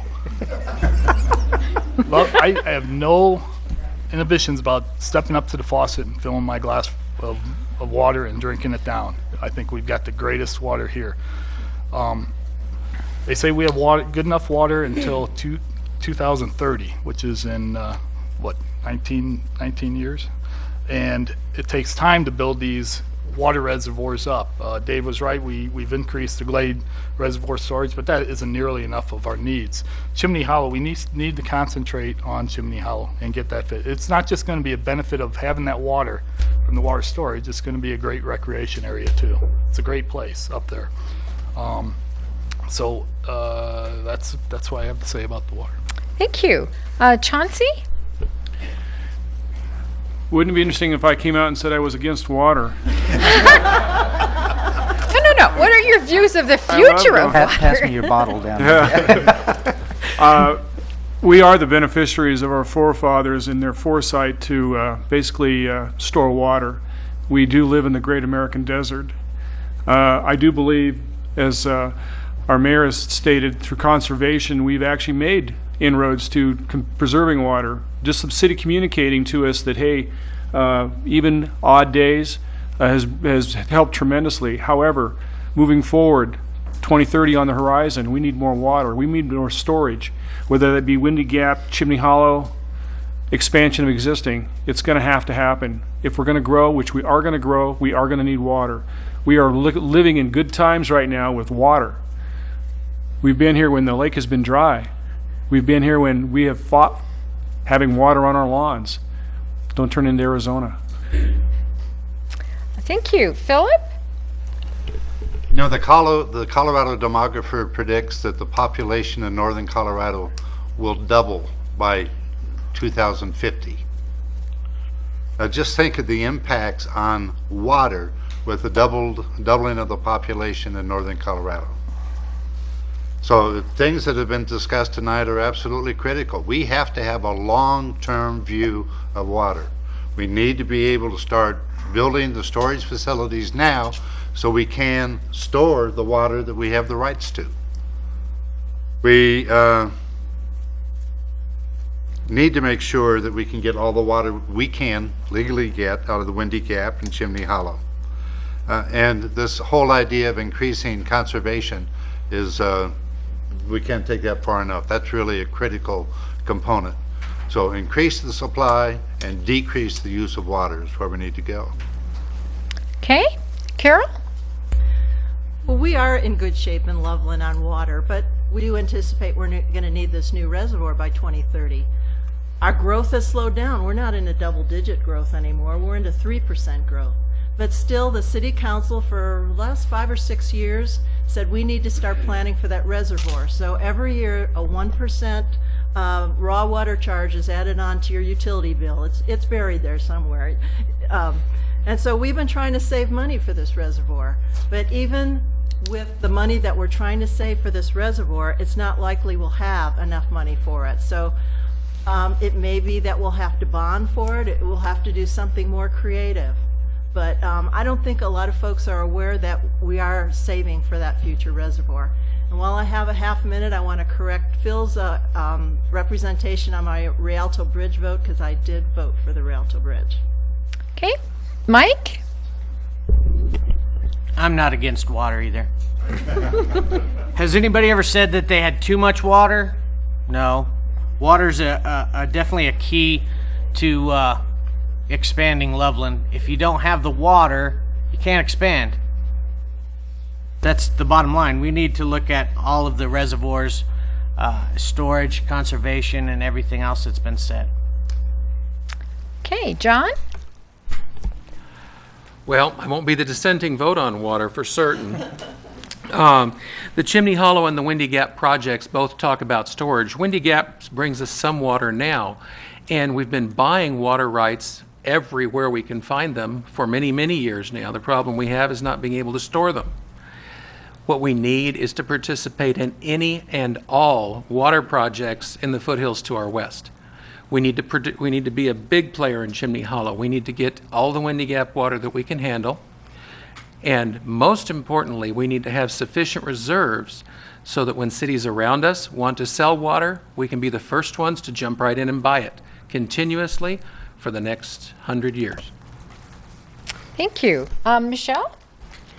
Water is the lifeblood of any community, and being a native of the eastern plains of Colorado, my father taught me at an early age, whiskey's for drinking, water's for fighting, and it's still true today. We do have the capability of storing 13,000 acre-feet of water right now. It is predicted that we need almost 32,000 acre-feet of storage, and that is going to come in the future. But the fact that the city is planning for storage rather than saying we can conserve our way out of the need, I am proud of that. Loveland has conserved well over the last 10 years. A lot of education happened in the drought. But I believe with the new draft of the Raw Water Master Plan on September 16th, just a couple weeks ago, I think we're on the right course of building the future storage that we need in order to have a reliable, deliverable water supply for Loveland. Thank you. Okay, we're at kind of a decision point. There's no way we're going to get through everybody answering another question and start our closing statements at 10 after 9.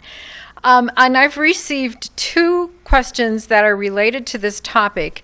So what I'm going to do is ask the 2 people to whom they are directed, and then give the rest of you an opportunity to respond if you would like to do so. And if you happen to know that this might apply to more than these 2 people, be sure and let us know that. Of course, there is always a lot of rivalry between Loveland and Johnstown historically. So apparently Dave and Chauncey actually own businesses in Johnstown. So the question is, how would you deal with issues where Loveland and Johnstown have different interests? Would you like to go first? Okay.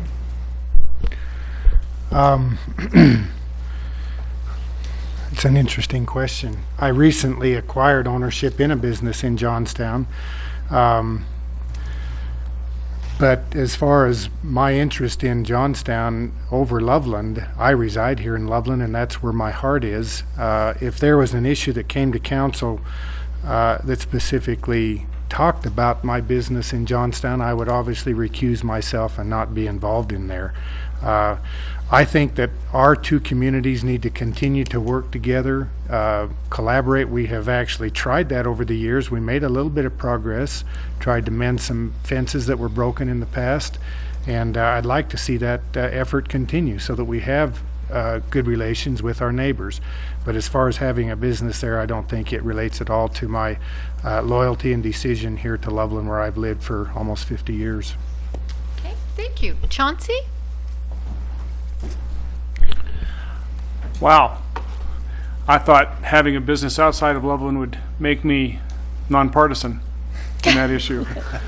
Guess not. I don't make the questions. If it was in Denver, would it make a difference?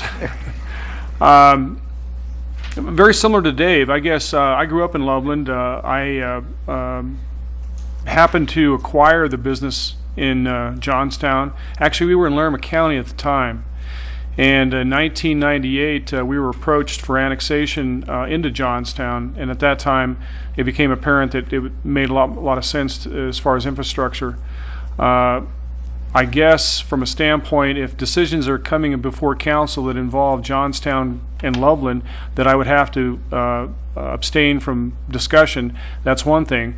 If there's a way to create bridges, however, to create dialogue, I think that's the better course, and that's probably where I see myself.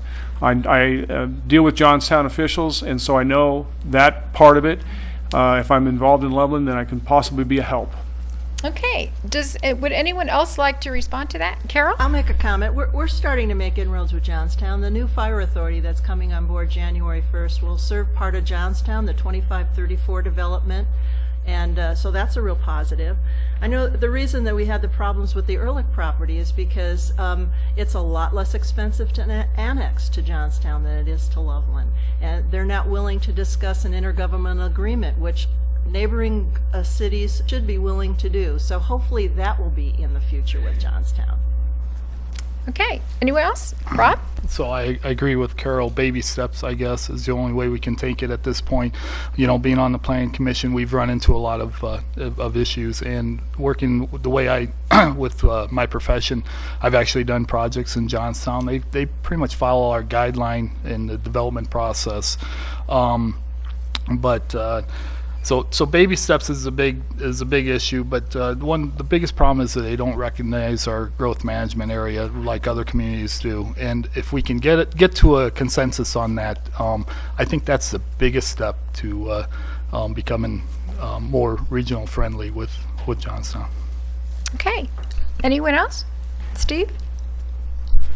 On a citizens community focus, if you ask, a majority of people out there, the 2534 area is Loveland to me, and technically yes, it is Johnstown, but to me I think that it kind of takes away from some of the focus of Loveland and Loveland business if you consider that Johnstown. And I'm all for regionalism except for on that, and I live right down the street from there, and it's just kind of odd to think that when I drive across the street that I'm in Johnstown and Loveland. So. Okay.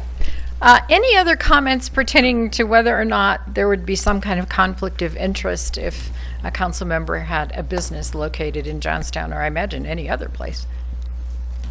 You know, I don't feel there's a conflict of interest. I think Chauncey, as a small business owner, he's going to have a unique experience. I think those of you in Ward 1, I encourage you to vote for Chauncey Taylor. We need more business-minded folks on City Council. Okay. Thank you, but you don't get to tell everybody who to vote for. Okay. I think we will start with our closing statements now, and we will begin with Ward 4 since you guys haven't really had a chance to answer the questions first. So remember that you all have 60 seconds to make your closing statement, and that this statement should be connected to the topics that we have discussed tonight. So we'll begin with the first candidate in Ward 4, Mr. John Buck. Okay.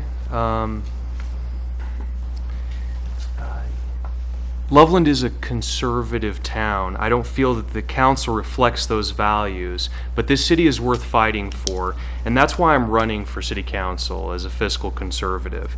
I feel very fortunate to be able to speak in front of you tonight. I want to tell you about my wife. If you've seen our sign out at Jake's Farm on US 34, I want you to know that my wife and I painted it by hand in our garage. I could have never done this all without her.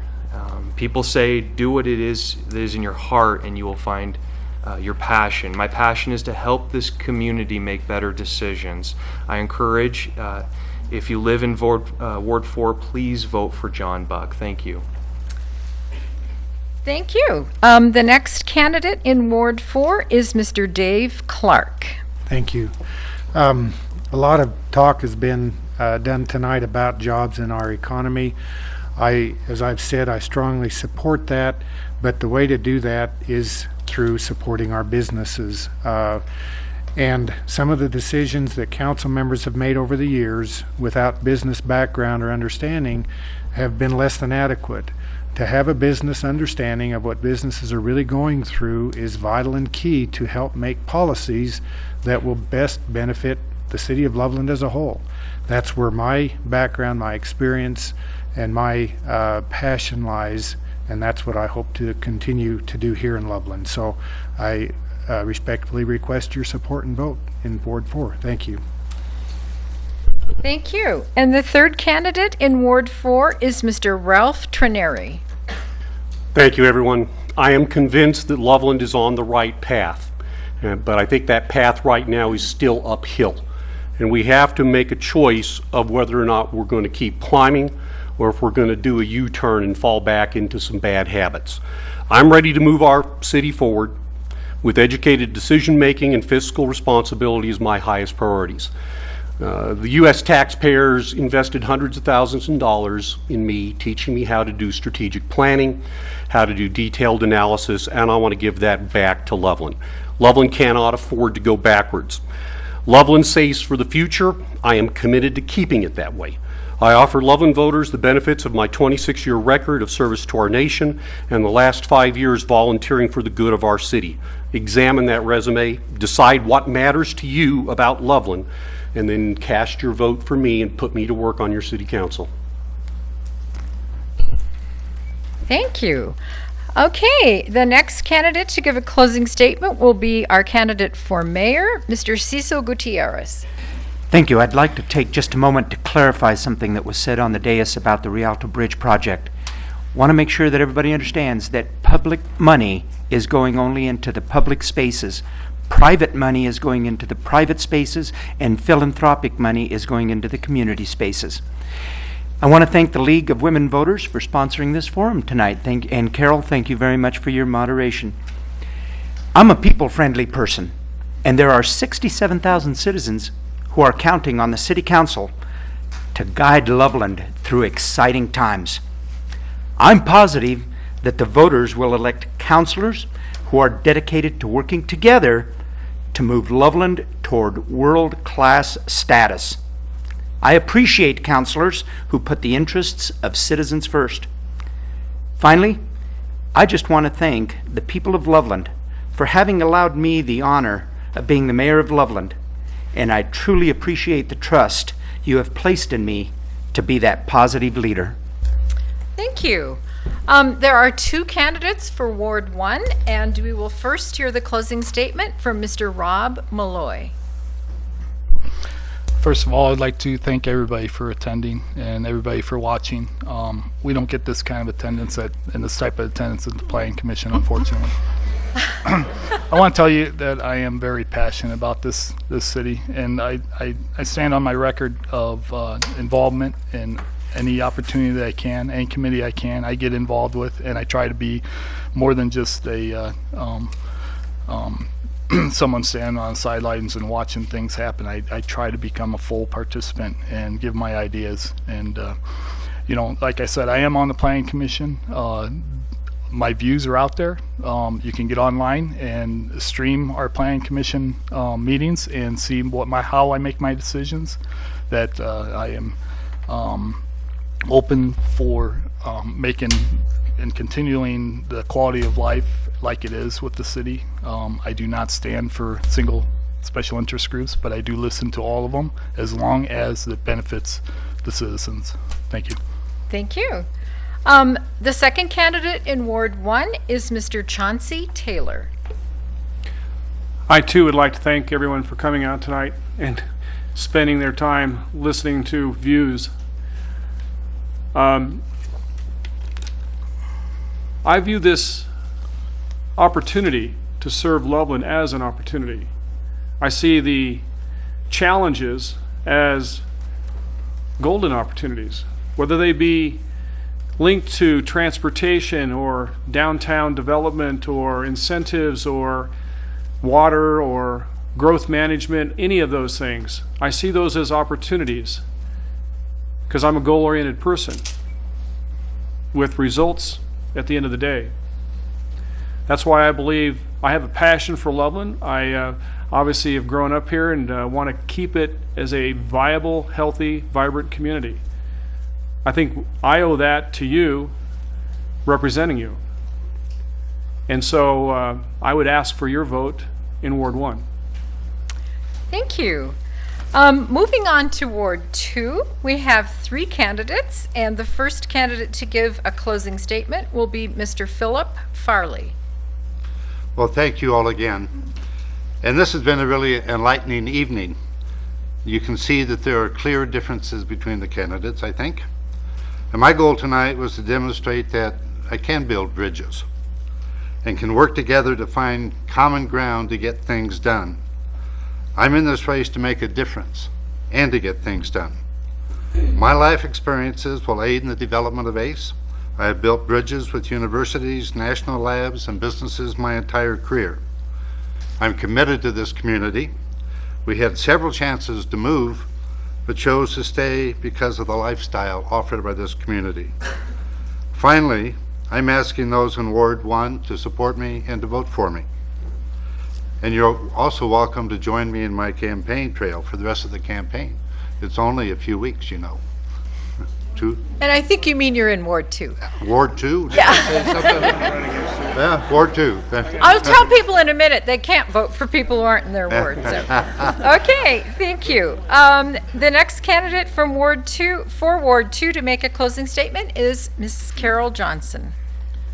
For whatever reason, there seems to be a lack of confidence in elected officials these days, and I think that starts at the federal level and has kind of filtered down.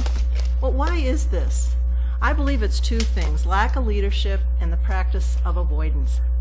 Too many elected officials are not willing to tackle tough issues or resolve conflict. As your elected official, I believe it is my responsibility to tackle tough issues. I tell you where I stand on the issues and vote accordingly, rather than say what might be the popular thing to say.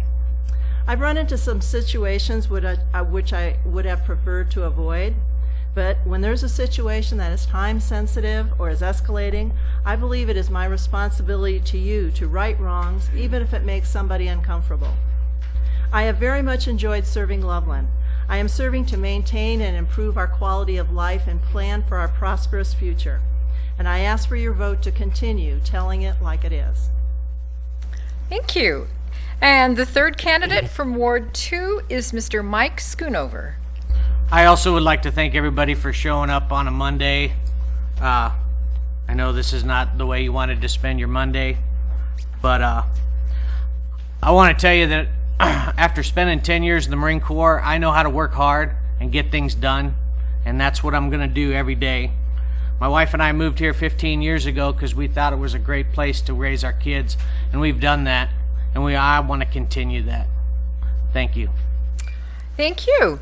And now our last ward of candidates for Ward 3, the first candidate to make a closing statement, Mr. John Fogel. Thank you again to the League of Women Voters for setting up this forum, for providing the content, providing the structure. And in the beginning, you said that you wanted us to go through the specifics of the different questions that you asked. So I'm going to run through them real quick. My vision for Loveland is to make this the sweetheart city, crossroads to the Rockies. For the Tabor issue, I support it. I wish it had a shorter sunset. I do support it. And if I have anything to say about it in the future, it'll have a shorter sunset. The, let's see, high-paying jobs to Loveland. There are people at this counter and at this table that are qualified to help with high-paying jobs, and there's people that aren't. Vote for the businessman. As far as Colorado VNet and my opponent's attack, first of all, I forgive her.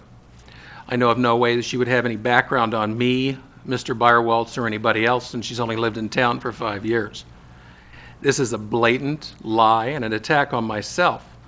I'll be happy and willing to talk to the paper about that and show them any proof they would like or desire. Thank you. Thank you. The closing statement next from Ms. Michelle Jacobs.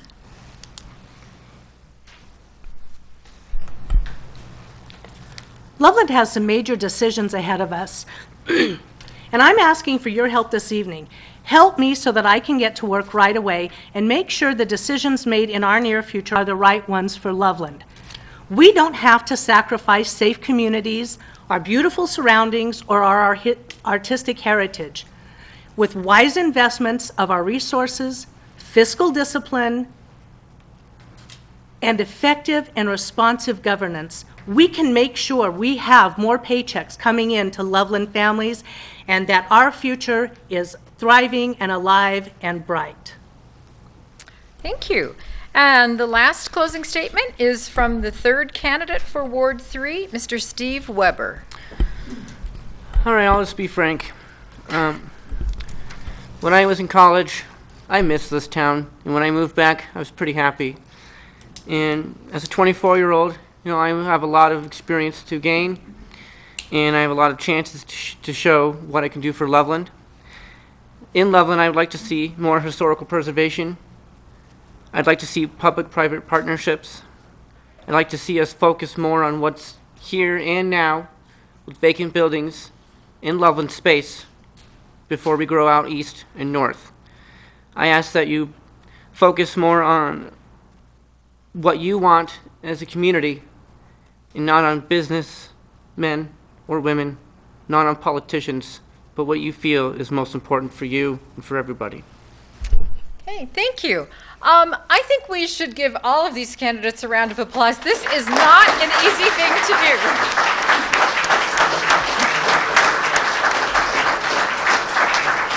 So, the League thanks them certainly for participating in the forum, helping us to get to know them a little better and to understand their positions on a variety of issues. We also thank the audience in this studio as well as the one at home for making the effort to become a better informed citizen. Participating in our democracy through voting is really one of the most important duties of a citizen. And all of the voters will cast the ballot this year for the sole candidate in the mayor race, so that will be on everyone's ballot. In terms of the other wards, you have to reside in the ward in which you are voting. So you can only vote for the people who are running in your particular ward. If you don't know what ward that is, you can find that out by contacting the city clerk. Go look on the wall here if you're in the council chambers, and also the Larimer County office, the elections office would know that. So tonight's forum is going to be rebroadcast on Loveland's cable channel 16 3 times a week for all of the rest of the month of October. So since the November election is the first day in November, November 1st, that means it's going to be running a lot between now and Election Day. So, if you want to tell your neighbors and friends about that, you can do that. You'll have to just check the website to find out when it will be running. I want to spend a minute to tell you that this election process is going to be different from the kinds of experiences that you've had before. You will be receiving, if you are a registered active voter, a mailed consolidated ballot in the mail. These, by law, cannot be mailed by the county clerks before the 11th of October. And because of a new law passed in the legislature and signed into law by the governor, only active voters will receive a mailed ballot. To be active means it's not a matter of only being registered. You also have to have voted last year. So if you did not vote in 2010, you will not get a ballot, even if you are registered. So I'm going to tell you what you can do about that. First of all, really make sure you and your friends and relatives know that. You should receive a ballot sometime during the week of October 11th. If you do not get the one, then you can apply for one by calling the elections office, and that phone number is 498-7820. That's the Larimer County Elections Office during regular business hours, and you can call them up to October 25th if you want that ballot to be mailed to you. After that date, then you need to actually apply for the ballot, or if you get a ballot and you make a mistake on it and you need a replacement ballot, you need to go in person to the county clerk's office, to the elections office on the 5th floor of the county courthouse, which is at 200 West Oak Street in Fort Collins. That's where you can apply for a ballot after October 25th, because it's not going to get mailed to you in time. And you can do that from 8 to 5 on business days. On Election Day, November 1st, they'll be open from 7 in the morning till 7 at night. Then you have to go in, get your ballot, fill it out, and turn it in. So that's Election Day. You can't keep it past that time. Once you receive a ballot, you can mail it back in, remembering to put postage on it, or you can drop it off at the Larimer County Courthouse. Again, that is 200 West Oak Street in Fort Collins. Or you can drop it off at the Loveland branch office for the county, which is at 205 East 6th Street in Loveland. From October 24th through Election Day, there will be an additional drop-off place for Loveland voters, and that will be an election center that will open in the Loveland Police and Courts building at 810 East 10th Street.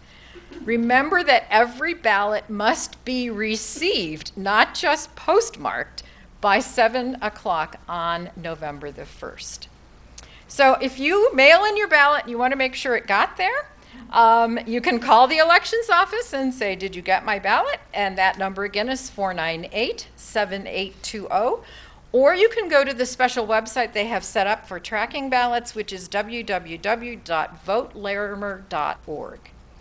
So again, the League of Women Voters thanks you for your interest in the election process in general and in this city election in particular. As I close the forum, I encourage all of you certainly to vote and to tell all of your friends and neighbors to vote, and perhaps even help them navigate this new process if they are confused. Democracy has never been a spectator sport, and every vote does in fact make a difference. So thank you and good night.